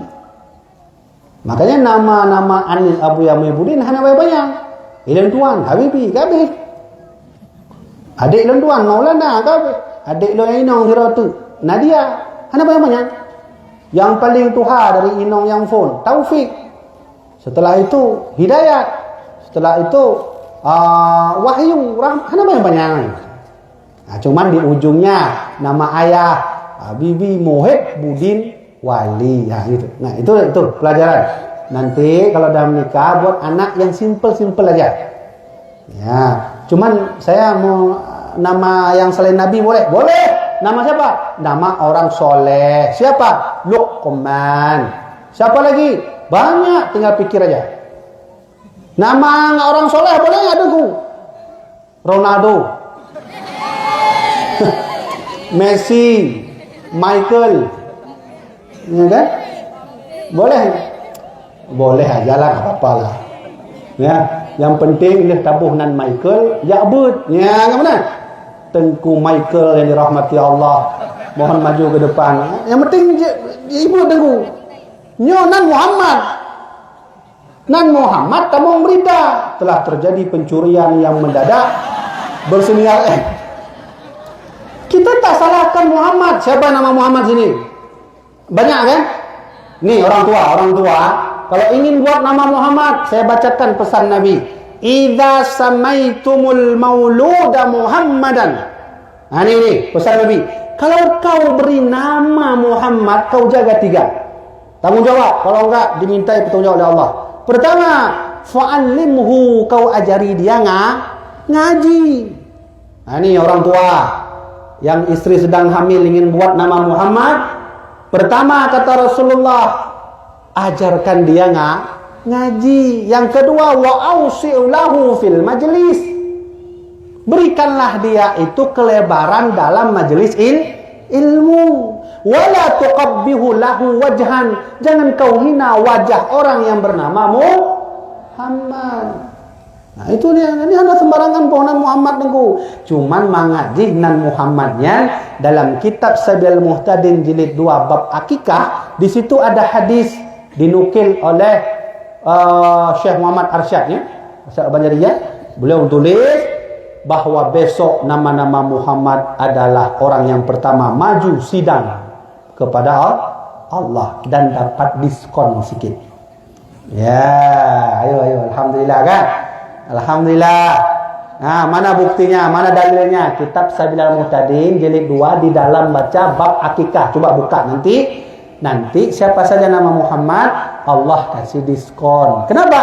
Ada berkah nama Nabi Muhammad.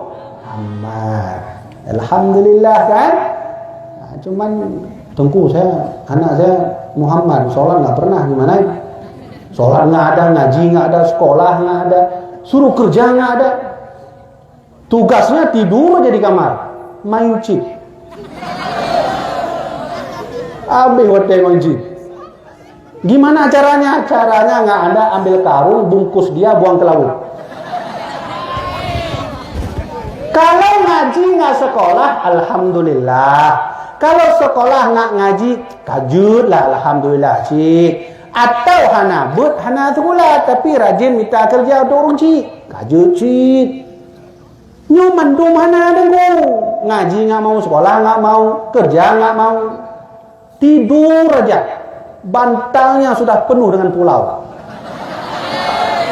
Pulau dah, mobil menunggang. Nah itu nggak ada cara lain kecuali anu pegah kan? Ambil karung yang besar, bungkus buang. Nah, besok buat lagi. Ya itu dia. Ya. Gimana Tengku, nama anak saya Muhammad, sholat nggak pernah. Kalau begitu nggak ada diskon. Kenapa? Karena Nabi berkata, al-wudu'u miftahus sholat. Wudu itu kunci sholat. Was-sholatu miftahul jannah. Sholat itu kunci surga. Gitu ya. Baik, lanjut lagi. Siapa nama Nabi tadi? Yusha bin Nun. Allah waktu itu menyuruh Yusha datang ke Palestina. Kenapa? Nabi Musa baru saja wafat. Nabi Musa wafat, Palestina dikuasai Bani Israel. Di awak Bani Israel sama lagi awal lagi. Ada nek konya awal. Pugot karu, pugot zalim, saling hina gop, ya pugot patung lam kedip Baitul Maqdis. Maka Allah marah. Allah suruh Yusha bin Nun, Yusha, kau pergi ke Palestina, kau kuasai kembali Palestina. Cepat Yusha. Baik ya Allah.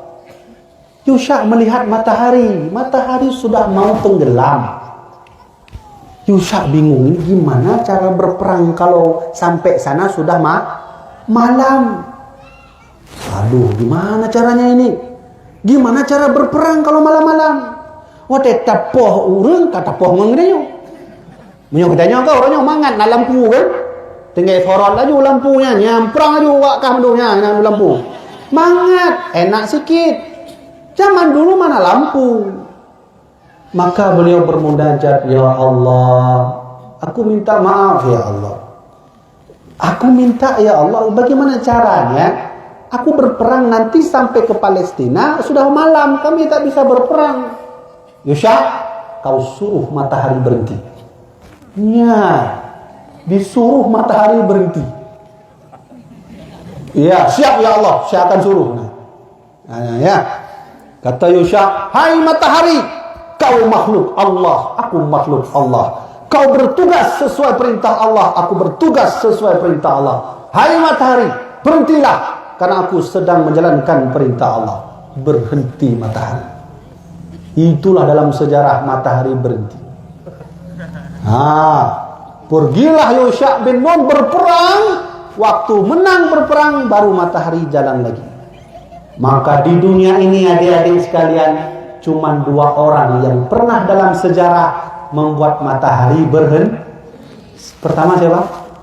Yusha bin Nun. Yang kedua siapa? Sahabat Nabi Ali bin Abi Thalib. Wah, kok bisa Tengku? Ya bisa lah, Allah yang buat. Ya maksudnya sejarahnya gimana? Ali itu di waktu subuh itu jam berapa? Jam 4:30. Yang ada nyokap buat diploh subuh kan? Ada nyokap diploh subuh. Ali, sebelum itu Ali itu lari dia lari karena jamaah sudah mulai. Nabi sudah mulai, Allahu Akbar. Ali tahu beliau terlambat pergi jamaah. Maka beliau masuk ke tempat lorong kecil dengan harapan untuk tembus jalan pintas menuju ke masjid. Lari beliau sampai di pertengahan jalan, ada nenek tua Yahudi sedang jalan. Nah ini belajar dari Ali bin Abi Thalib. Pertama, beliau tak pernah meninggalkan jamaah. Yang kedua, beliau penuh dengan akhlakul karimah. Apa yang dilakukan Ali? Apa Ali bilang, nenek, long berubu nek, pemenang? Enggak ada.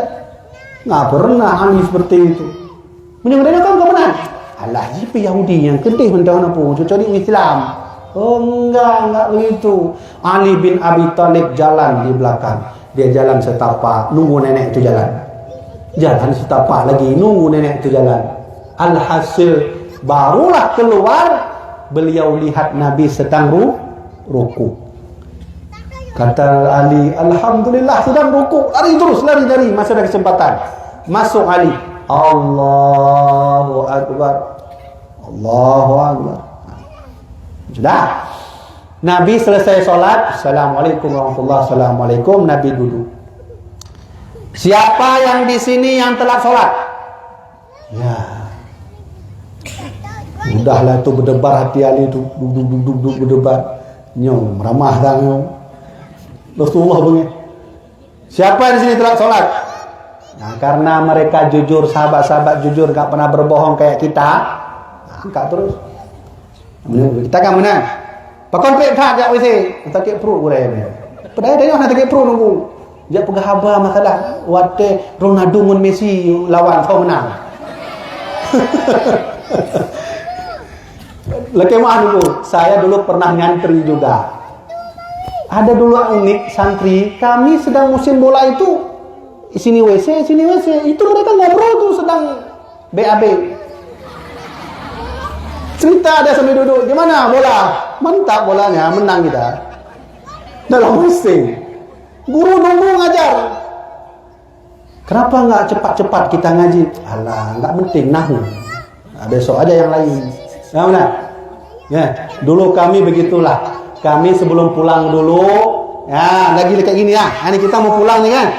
Kami dulu punya adat sama teman-teman sebelum pulang pesantren. Masak mie pakai ember. Nah, ambil ember itu yang besar itu, masukin air keran. Air keran masa kamu nunggu. Ya, jawabnya air keran ya aduk terus. Dah. Oh, udah siap sini semua sini. Turun ya, ada dari kursi turun loncat dari ranjang kamu awal dua yang.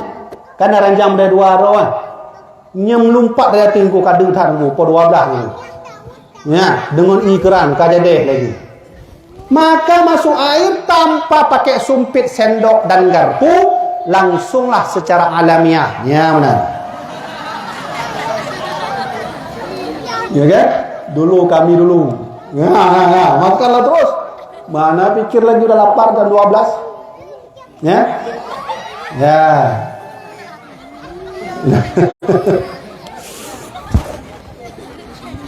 Ya, baik. Ya, jadi nya kayak itu kan. Tapi apa? Ya, ya.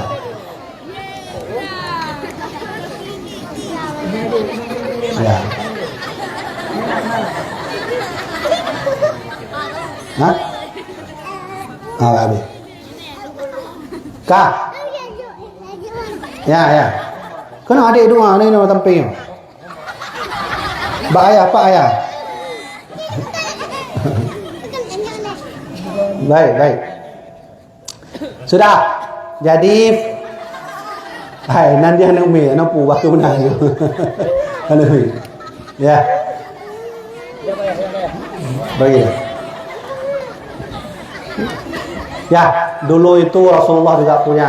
Nabi punya cucu, Nabi sedang sholat, Hasan Husain naik ke atas, Nabi nggak pernah mengganggunya. Jadi kaki hanapu, ya bakal menaju. Anak umi je, joli urung raya nyampe ya, tak cok karungnya tak bungkus ni. Kundi kami di likunya, tak pemana oleh bacuk kan? Ya, baik ya. Jadi Ali bin Abi Thalib menunjuk tangan Nabi, saya telah sholat Nabi. Sini Ali, sini duduk. Ada apa Nabi? Ali, kenapa kau telat sholat? Ali cerita, ya Rasulullah, aku telat bukan sebab aku ya Rasulullah. Aku bercerita ya Rasulullah kepadamu. Mulai dari aku di rumah ya Rasulullah, aku lari lalu datanglah di hadapanku seorang nenek, aku tak bisa lewat. Saat itulah aku menunggu. Ali, kau tahu Ali? Saat aku rukuk tadi itulah matahari berhenti Ali. Menunggu engkau datang sholat berjamaah. Nah, inilah dua orang yang pernah menahan matahari. Ya kan? Ya lagi-lagi ente cerita bawa wabi hai betih bukan bid'ah. Hai betih le. Mana hai betih? Karomah ulama-ulama hai betih wanya. Kecuali ini yang betih. Nyok kode berbahaya. Maka sebenarnya kita berbicara dengan tangan bisa. Ini apa maknanya? Mantap kan? Okey. Wow, maknyus. Ya, macam tahu ya. Ini lagi yo. Ya, nama maknyus le. Ya, kan? Yang paling bahaya, yang paling enak kita dengar begini. Nah, ini enak nih. Ah, ini anak pumayang tu. Anak pumayang punya kalau lagi tu, yang garu. Punya kalau lagi pasti lagi, mana mungkin lagi, mana mungkin. Pasti lagi. Kabar. Tengok apa? Kabar. Ya. Sudah. Ketika 4 orang nabi ini nabi cerita, sahabat semua takjub. Dalam bahasa hadis, fa'ajaba ashaba Rasulullah. Semuanya takjub. Lalu Jibril datang ke Rasulullah. Assalamualaikum. Waalaikumsalam. Muhammad, kau senang kepada 4 orang itu? Iya Jibril. Sahabatmu begitu juga Muhammad? Iya Jibril. Tapi ingat Muhammad, bahwa ada kejadian, peristiwa yang Allah turunkan lebih ribuan kali lipat mulia daripada mereka. Itu khusus untuk engkau dan umatmu, wahai Muhammad. Ya ampun, ya Allah, ya Rabb. Apa itu Jibril? Muhammad, nanti di bulan Ramadan ada satu hadiah Allah berikan, yang siapa yang mendapatinya ribuan kali lipat lebih ajaib daripada Nabi Hizkil, Nabi Yusha, Nabi Zakaria, dan Nabi yang lain-lainnya. Apa itu Jibril? Jibril menjawab, Bismillahirrahmanirrahim. Inna anzalnahu fi lailatul. Nah, itu.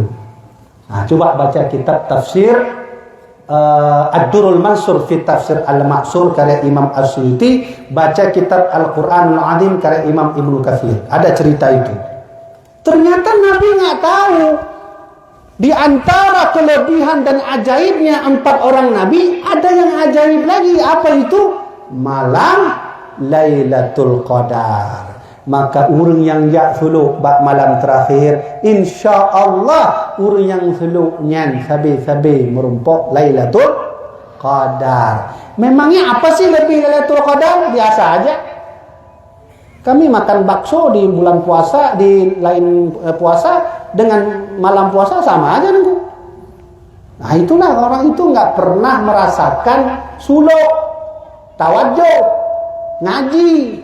Mentang-mentang udah ngaji dari dayah libur, buang-buang waktu nongkrong. Kapan tidur? Lesubuh. Yang kerja tidur. Man malam hana tidur, hana. Pakai benar. Alah mumpung libur pak dayah itu batai dayah hana lagi. Yang benar, kita tahu yang kenyalahan. Ya.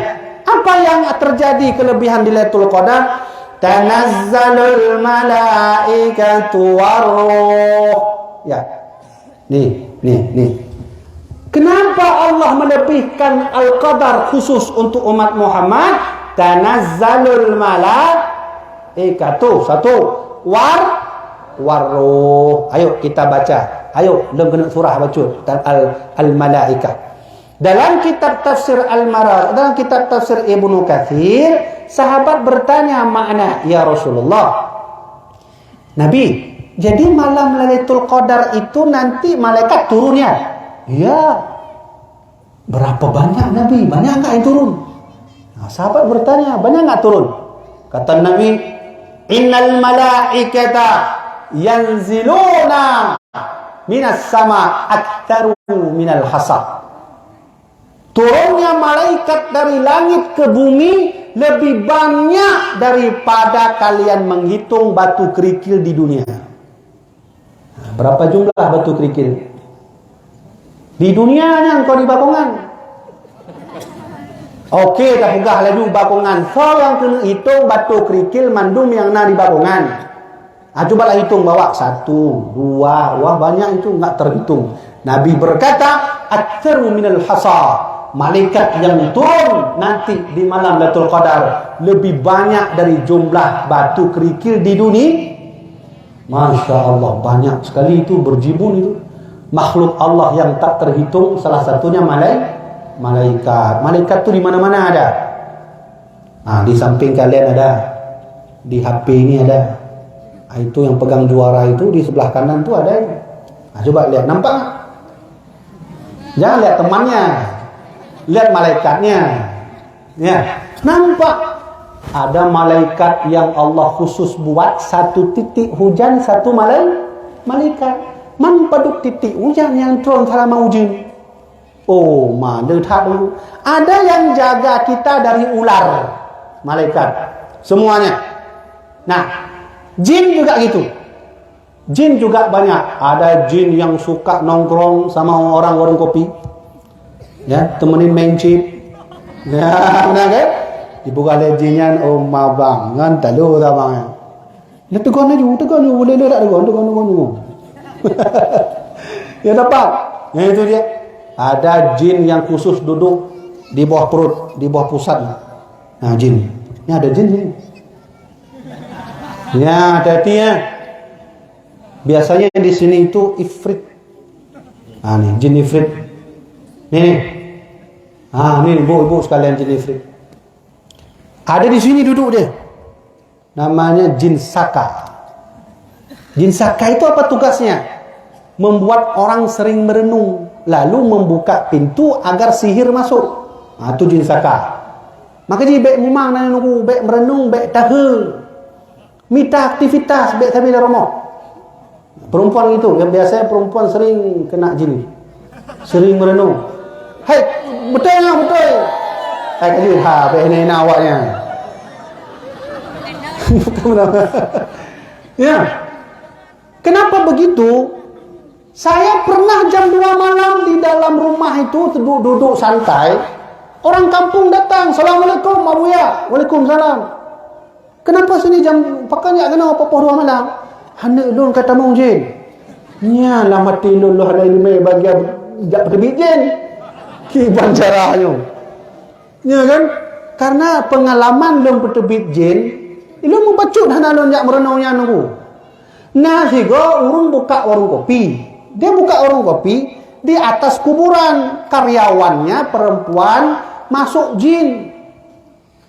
Ditelepon saya, Tengku, udah masuk jin karyawan.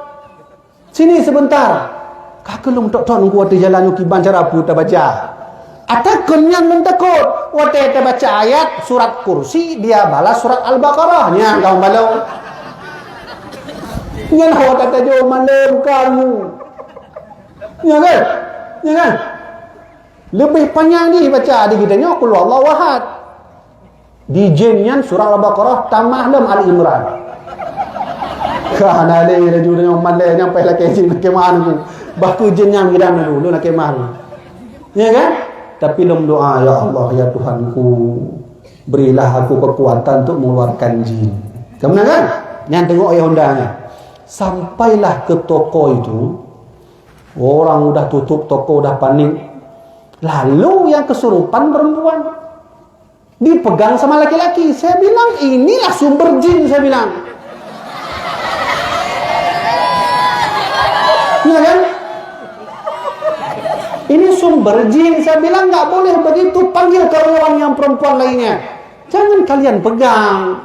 Panggil. Oh iya tunggu, turunlah mereka, panggil perempuan lagi. Baru itu dipegang. Maka saya ambillah sorban, saya pukul-pukul di sini. Nah, di sini nih dipukul nih. Baca surah Nabi Allahumma shalli ala Muhammad, Allahumma shalli ala Muhammad. Kalau bisa, kalau nggak bisa, baca surat kursi, Fatihah, Qul huwallahu ahad dan Al-Qur'an, insyaallah ampuh mendung. Caranya ditekan di kelingkingnya itu. Di laki mahabuk, ini di kaki ditekan. Kalau nggak di sini. Maka hana pulih sih dengkunya, nyan. Kajadeh kan? Kajadeh yang lu bayangkan mana? Barulah saya suruh azan. Saya bawa teman dulu, saya suruh azan terus yang keras. Situlah dia keluar. Waktu mau keluar itu dia tantang saya. Itu perempuan tantang dulu. Saya bilang sinilah, sini kalau mau lawan sini. Jin itu jangan dibuat takut, jangan dibuat kita merasa takut, menyujud tak lawan aku. Kena kaja, hai bunga, kena, mendong tu kau. Ini tebit aku, itu bit jin. Ya kan? Sudah, alhamdulillah berhasil. Yang hana berhasil kejadian yang kedua, yang lo pegah bunuh tengah hidup poh 2 malam, ijak mak urinongnya, dia lapor balun. Urinong je kejadian. Ini orang kan memang tak tampar. Tampar lagi orang tengok. Hai mangga beragam. Kalau perempuan nggak bisa. Gimana mau tampar? Nanti bukan jinnya keluar, ruhnya keluar. Nggak balik-balik lagi. Iya kan? Nah, maka lonjak poh 2 malam lon baca ayat kursi leh pupu lon baca, saya baca semuanya enggak keluar-keluar. Akhirnya saya tahu ternyata perempuan ini sedang haid, sholat tak pernah, ngaji enggak pernah. Itulah sumber datangnya jin. Ayo, sholat jaga. Yang laki-laki jaga sholat, jangan merenung. Kalau merenung bahaya, karena ada jin saka. Jin saka. Ada satu lagi jin namanya jin korin. Nah, dia tuh di belakang itu. Jin korin. Antik munyona haba urung kesurupan tamo. Oh hai lon Abu Adnan bro, nyan hanan bu. Tampang dong nabu. Hana. Karena roh Abu Adnan bakongan dan roh ulama sudah ada pada tempatnya sendiri. Tak pernah ada riwayat masuk-masuk ke tubuh orang. Terus kok dia mengaku itu korin. Korin itu ada 2, korin yang baik, korin yang buruk. Nah, korin pengikut, hanya bek patih laga ya. Bek dia buka belum Presiden Soekarno. Long kena puga hai urung Aceh pokok haji musim pileknya bek pilih haji, pilih lain. Nya nak bek patih. Hana yang Soekarno ke alam ruh lain. Panina jak tamung ya puga jak pilih haji hana pilihnya. Ah ini kan yang diolah ni jin kai songo. Enggak jauh ya kan? Nah, nyonya lon. Jadi adik-adik, ibu-ibu sekalian, maka dari situlah saya tahu kenapa Abu Ya Mudawali mengajari baca zikir isyarat la ilaha illallah mulai dari pusat ke kepala. Benar kan? Yang ikut suluk. Kamu nan dipurna oleh Abu. La ilaha illallah. Ya? Ya. La ilaha illallah. Saya begitu belajar sama Abu Yang Muhyiddin. Dulu Abu Ya atas kursi, Elon Miu. Habibi, begini cara la ilaha illallah. La di sini. Ilaha illallah. Abu Ya Jamal menancik. Watenya purna ulun 2. Di situ saya tahu bahwa menghantam jin dalam tubuh hanya cukup la ilaha illallah. Ya. Baik. Yang pertama al-malaikah. Yang kedua, kenapa Lailatul Qadar itu istimewa? Ada turun satu malaikat namanya Ruh. Siapa itu? Jibril alaihi salam. Jibril itu dia pergi ke Bakongan, dia lihat orang suluk. Alhamdulillah ya Allah, umat Muhammad banyak di sini. Dia berdoa, ya Allah ampunilah orang suluk di Bakongan. Ya benar kan? Memangnya Jibril tahu Bakongan nengku? Ya Jibril kan dikasih tahu sama Allah Subhanahu Wa Taala. Lewat Jibril lihat umat Muhammad sedang nongkrong. Ya napi Jibril dijari. Dia tengah nongkrong yang. Nah, hai bagi 20 B untuk lon boh. Untuk hai ya Jibril lagi ngana. Enggak sampai dia. Yang perempuan udah lalai sama Korea, film India. Habis waktu itu. Adik-adikku yang perempuan, kau simpanlah air mata untuk kekasih tercinta Rasulullah. Kalau air mata ini keluar untuk Nabi Muhammad, air mata itu akan menjadi saksi kita masuk surga. Tapi kalau air mata itu keluar untuk Leminho dan Kucutahe, akan masuk. Syahrul Khan, ya, Naruto ada lagi udah mati dah. Udah dibunuh sama siapa itu? Itu yang poh Naruto deh. Anu dia kan Boruto kan. Itu lah apa ya? Nggak ada mati dia. Nah apa lagi? Ya, simpan air mata itu. Ketika keluar air mata itu, kau berdoa kepada Allah. Ya Allah, aku tak pantas bertemu kekasihmu karena aku pendosa. Aku tak pantas mendekati diriku kepada kasihmu karena aku orang yang berbuat maksiat. Tapi setidaknya ya Allah, keluar air mataku 2 tetes inilah yang membuktikan aku cinta kepada Nabi-Mu, yang membuktikan aku selalu tetap beriman kepada Nabi-Mu. Disitulah malaikat mencatat dan Allah juga mencatat. Begitu caranya. Maka teteskanlah air mata itu untuk dua saja, Allah dan Rasulullah sallallahu alaihi wasallam. Ya gitu kan? Yang terakhir, ruh itu bukan malaikat Jibril, tapi dua pendapat. Ada 10 pendapat tentang ruh dalam kitab tafsir yang pernah ditulis oleh bukan tafsir lu baca. 10 tafsir. Pertama malaikat Jibril, kedua Nabi Isa. Ternyata adik-adik, malam Lailatul Qadar Nabi Isa juga turun. Yang terakhir Nabi Muhammad sallallahu alaihi wasallam. Muhammad, iya Jibril, itulah hadiah untuk umatmu, yang kalau umatmu dapat Al-Qadar, sungguh dia lebih baik dari yang kau cerita tadi. Ya, ingat ya, ternyata ada malam yang terbaik di malam-malam yang lain. Jamaah dirahmati Allah, judul kita malam ini adalah mengidolakan seseorang, dan itu hukumnya wajib selama idola yang kita pilih membuat kita bersemangat menuntut ilmu. Siapa idola kita yang pertama di sini? Syekh Abu Adnan Bakongan. Ya, ingat ya, dalam hal belajar harus punya idola. Adik-adik sekalian, saya terus berbicara, saya terus berkalam dan bercakap tanpa tahu sudah jam berapa, karena jam tertinggal di dalam kamar. Jam berapa sudah? Tahu dulu kan? Tengah 12. Menang bagi orang awal, bagi orang kenali. Ilum payah balik, ilum yung lejum lun tempuh jalan gede lun. Kebetulan malamnya lun labu haji. Karena harus balik langsung ke bandar. Nyo tengah musim penutupan duit. Berahdih tengah tu preh lun ino. Berahdih kena tu preh lun kalau ino. Jadi payah lun balik agak cepat becul. Ya mana. Jadi jamaah dirahmati Allah, kesimpulan. Ya, baik lun pegah habal laju-laju don hana mu form ote tu wow rumah. Pui pegah ya bu. Hana form panjang tak. Panjang tak hana mu form ke pegah telur inti pu. Hana. Maka lun pugot inti. Saya membuat kesimpulan mau'idah malam ini. Apa kesimpulan? Tengku-tengku sekalian, kita punya ulama yang harus kita gantikan perjuangan mereka. Abu Adnan sudah puluhan tahun berangkat, maka harus kita ganti. Yang kedua, cara gantinya tidak semuanya juga harus ulama. Menyomandum je ke ulama yang mat ekonomi tau, yang mat politik tau. Kemana?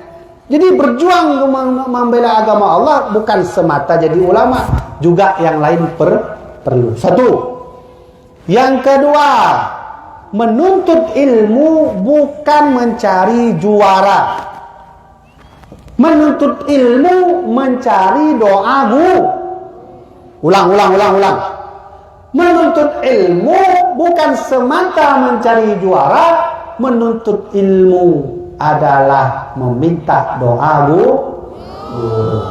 Saya dulu menyantri 7 tahun. Lun tuan ber di Jawa 7 tahun. Lun tamong lam ada na 3 tahun setengah.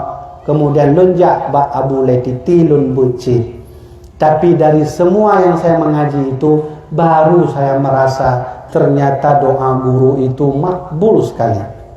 Coba saya mau cerita. Di suatu hari Abu Ya Muhibbuddin, ayah lun tuan, pakai baju kaos, pakai anduk, mau ke kamar mandi, mau mandi. Maka saya datang, Abu Ya, ajarkan saya kitab mantik dong. Kata Abu Ya, kamu cari guru saja, cari guru aja. Ya udahlah kalau gitu ngaji balaghah aja, cari guru aja. Cari guru. Padahal mandu ilmu nabah beliau. You cari guru. Belajar fikih aja lah Abu Ya. Cari guru aja. Semuanya cari guru. Dan saya nggak paham kenapa harus cari guru. Padahal ilmu semua ada sama beliau kan.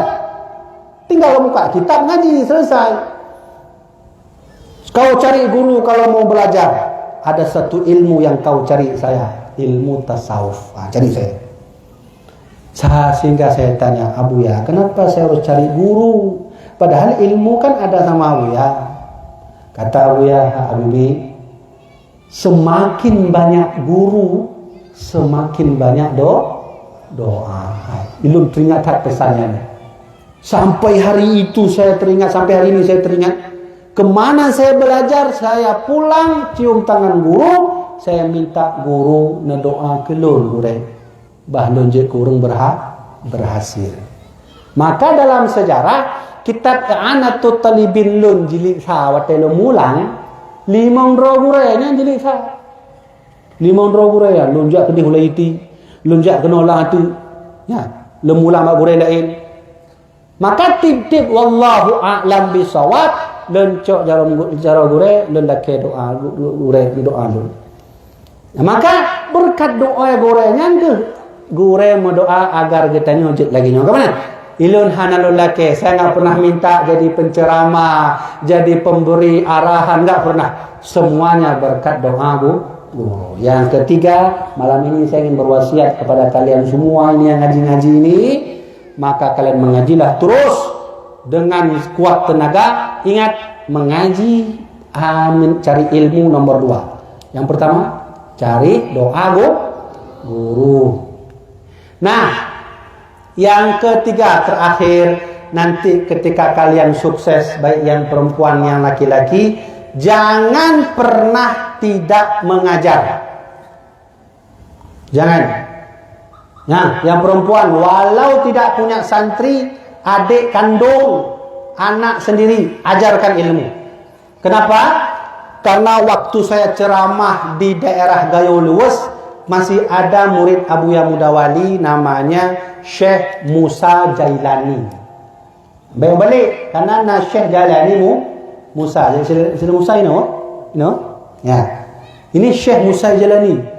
Kalau mau pergi itu ke sana tuh, masih ada murid Abuya Mudawali di Gaya Luwes. Udah tua sekali beliau. Nah, waktu duduk begini saya tanya Abuya, dulu waktu Abuya ngaji sama Abuya Mudawali, pesan yang Abuya ingat apa? Beliau berenung. Saya teringat dulu kata beliau, Abuya Mudawali itu paling gak suka muridnya kalau pulang gak ngajar.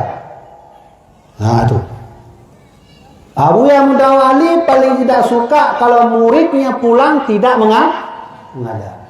Ngajarlah walau hanya alif, ba, ta, ta. Ya, ingat ya? Nah, ini pesan saya untuk kalian semua.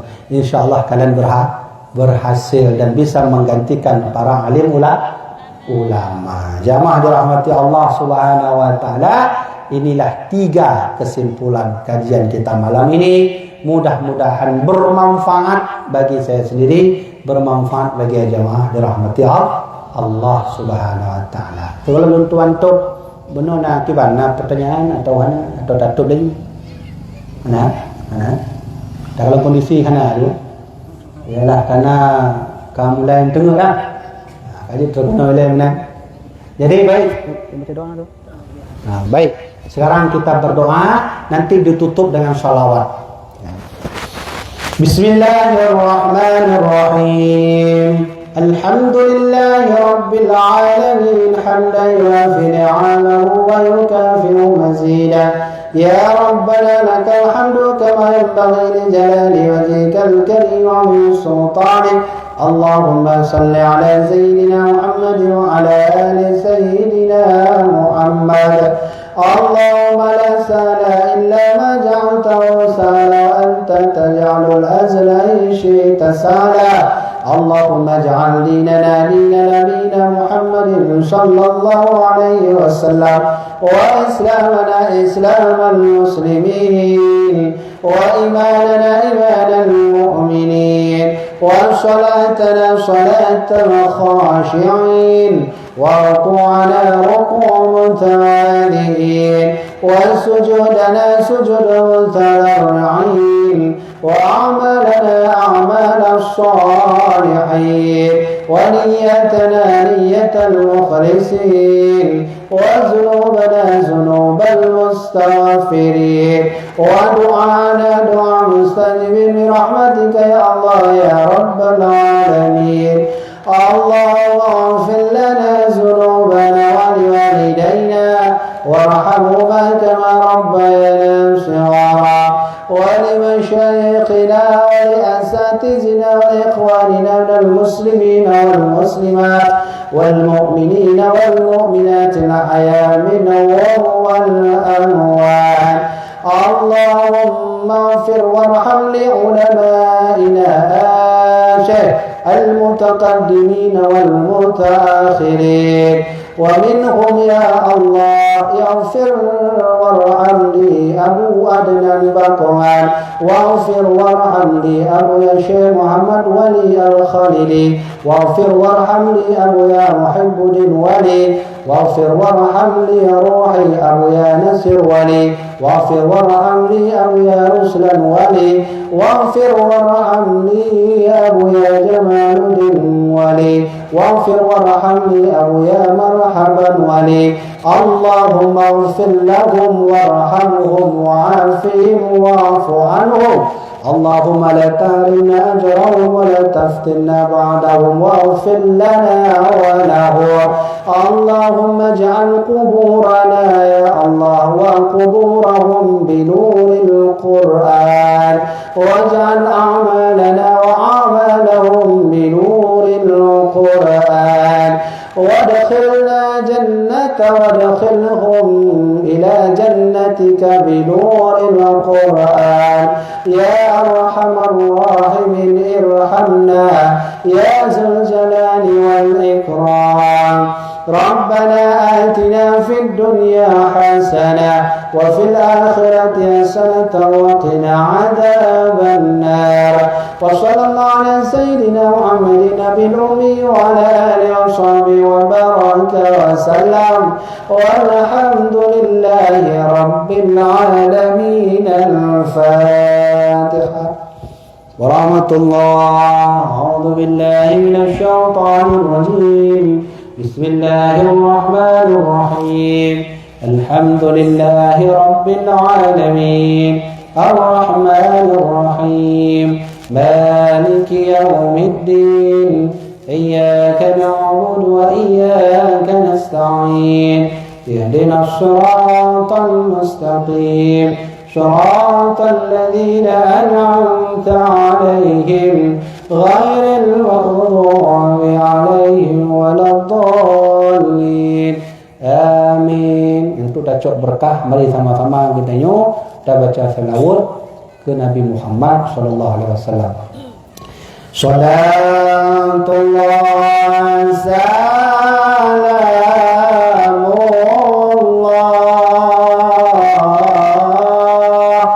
ala taha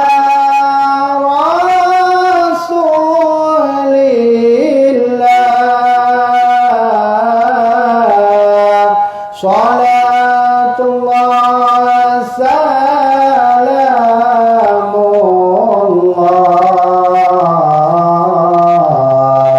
ala yasin habibillah.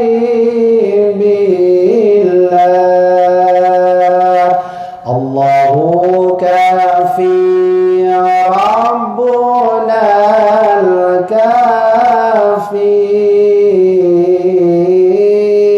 qasadana al-kafi wajadana al-kafi likulli kafi kafana al-kafi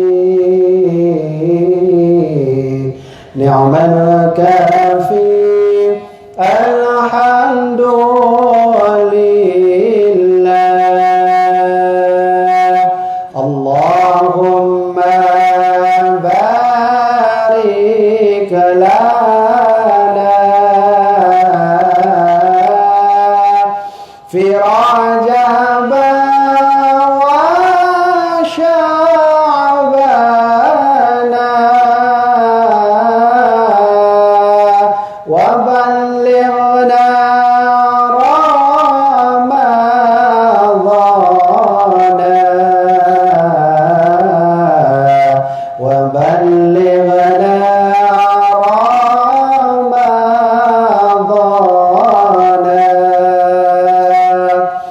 terakhir salatullah salamullah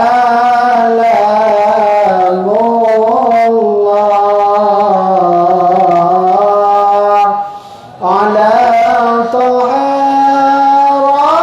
rasulillah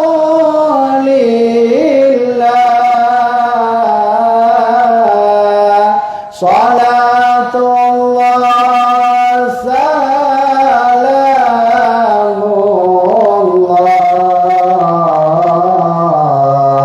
ala yasin habibillah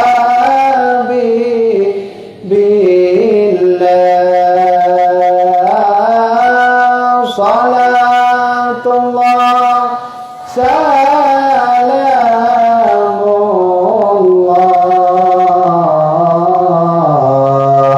ala yasin habibillah.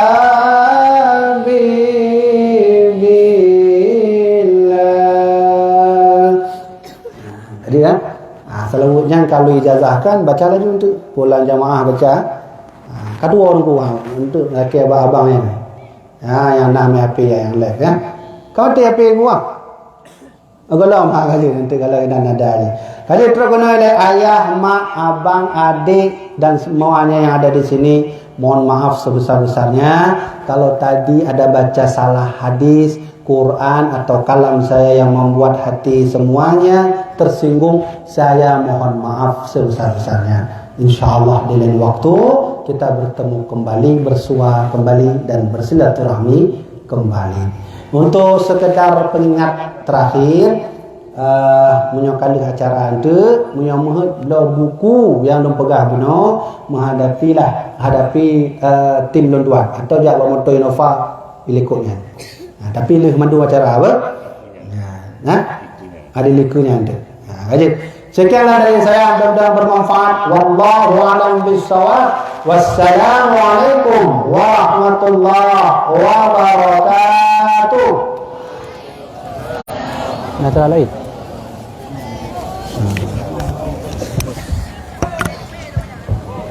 Awaknya agak gede kan? Itu nak buyah betul. Ge.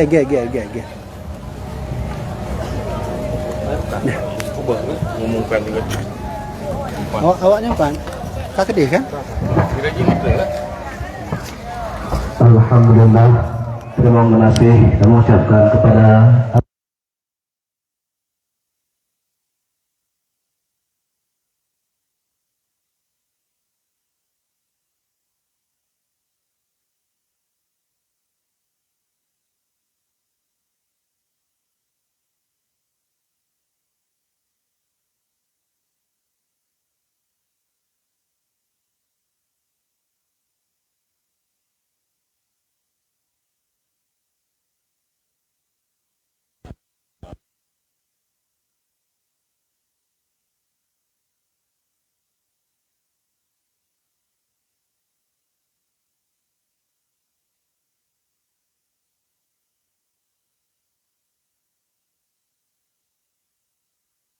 untuk santri kamu menyelamat dorongan abuya baik nusa akak Ya, baik nusa akak betul sabuhnya nah. Sabuh arah. Sabuh arah. Je berak deh sabuh arah. Halo. Halo tunggu sabuh arah. Sabuh arah mentong. baik merubuat di sini Bandung mak dorongan abuya baik nusa Sabuh arah tunggu. Sabuh arah Sariplah aja kamu tenang dulu.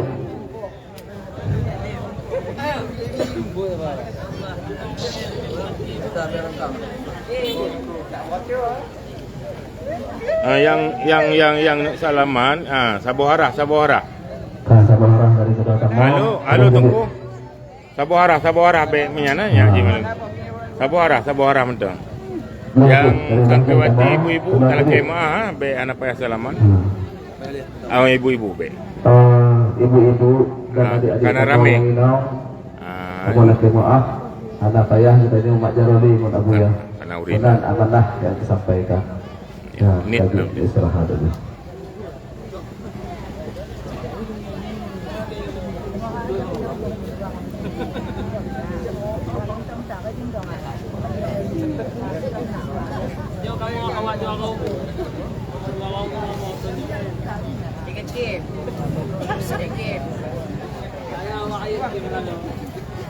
Umum ya gure laki bantu umumkan buku yang ingin cok buku kan nya untuk beda-beda ini diku kan enak Santri kamu mau santriwati la amanah lacut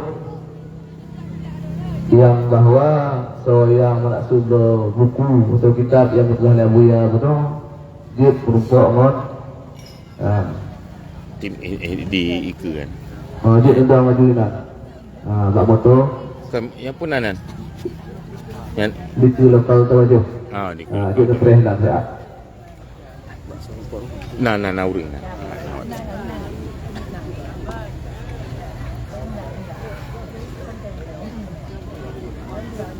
Anu kuado. Nak pun. Ya. Salam manjikan sabu arah supaya na berbenturan. Sama jaro sabu arah dari gede sama semua putih. Mak baik hek tak. Sabu arah lagi.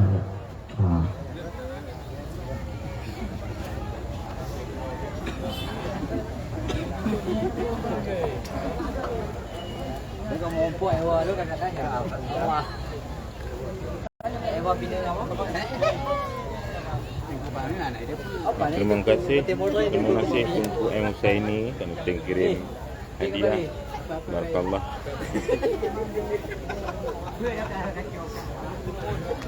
Jadi kamu Jino berangkat ke Debak Daya Darussalam.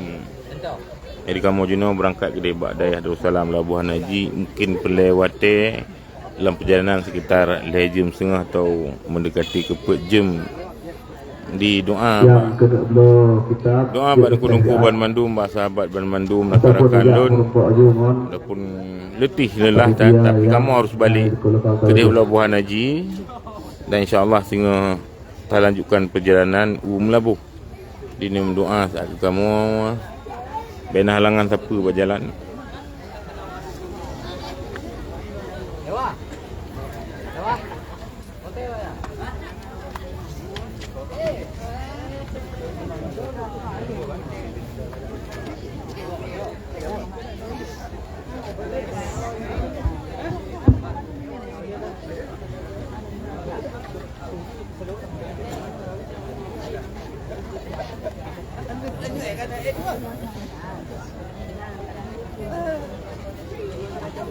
Ya, coba salaman satu arah.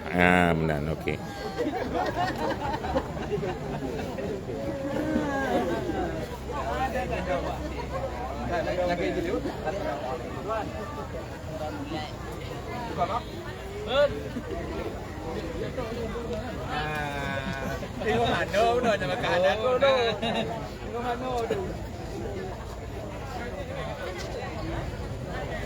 Yang ingin download video silakan jetne tamang bak Facebook tuan Facebook Tarmizi Taib dan juga fanpage Facebook Kajian Aswaja Aceh.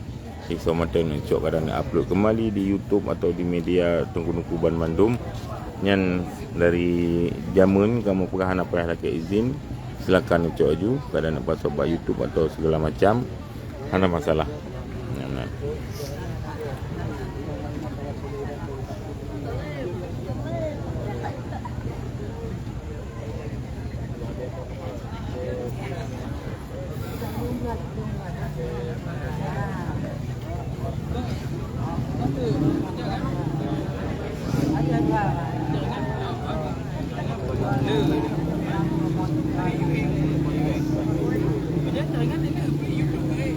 InsyaAllah. Nah, sahabat tanya yang tengah sakit, jamaah Abuya, murid Abuya Cid Tengku Iksan di Kampung Lembunot. Mari kita doakan beliau sihat kembali, bagah pulih demam. Allah yang beri penyakit, maka Allah pula yang mengangkat penyakit. Kita hanya berikhtiar.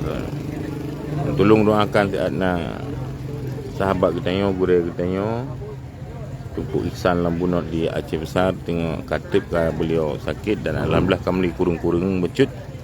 Mohon untuk dia supaya jika ukti au pada Nurah, saksi kamu Nurah. yang panitia tolong Jadi jika kamu ada dong doa lagi Cid karena Jino, kamu harus Tengku langsung Dharma, balik Provinsi ke DO Aceh. Dayah Darussalam Labuan Haji. Tengku Mungkin Dharma. pelewatnya sekitar jam setengah atau jam kerana ke tengah malam. Tolong Dengan cepat medan saja. jalan yang memang ngeri.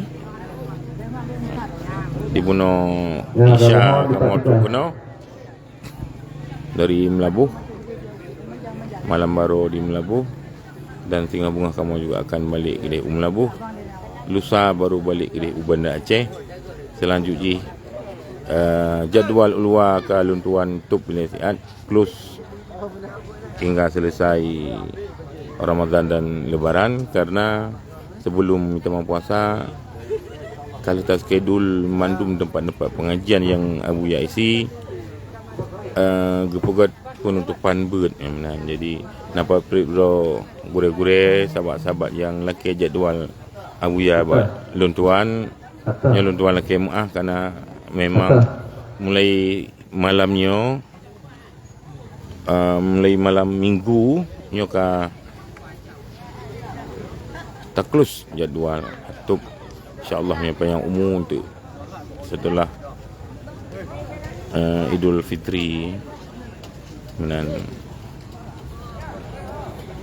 sebab selama bulan puasa Abuya kamu fokus ikut suluk.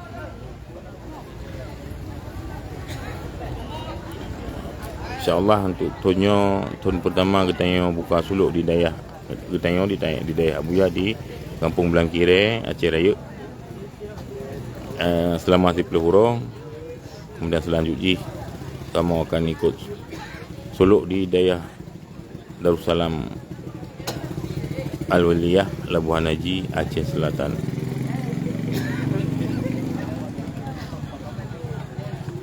Guide menan tungku mandum rakan-rakan sahabat yang mulia, tuan laki izin.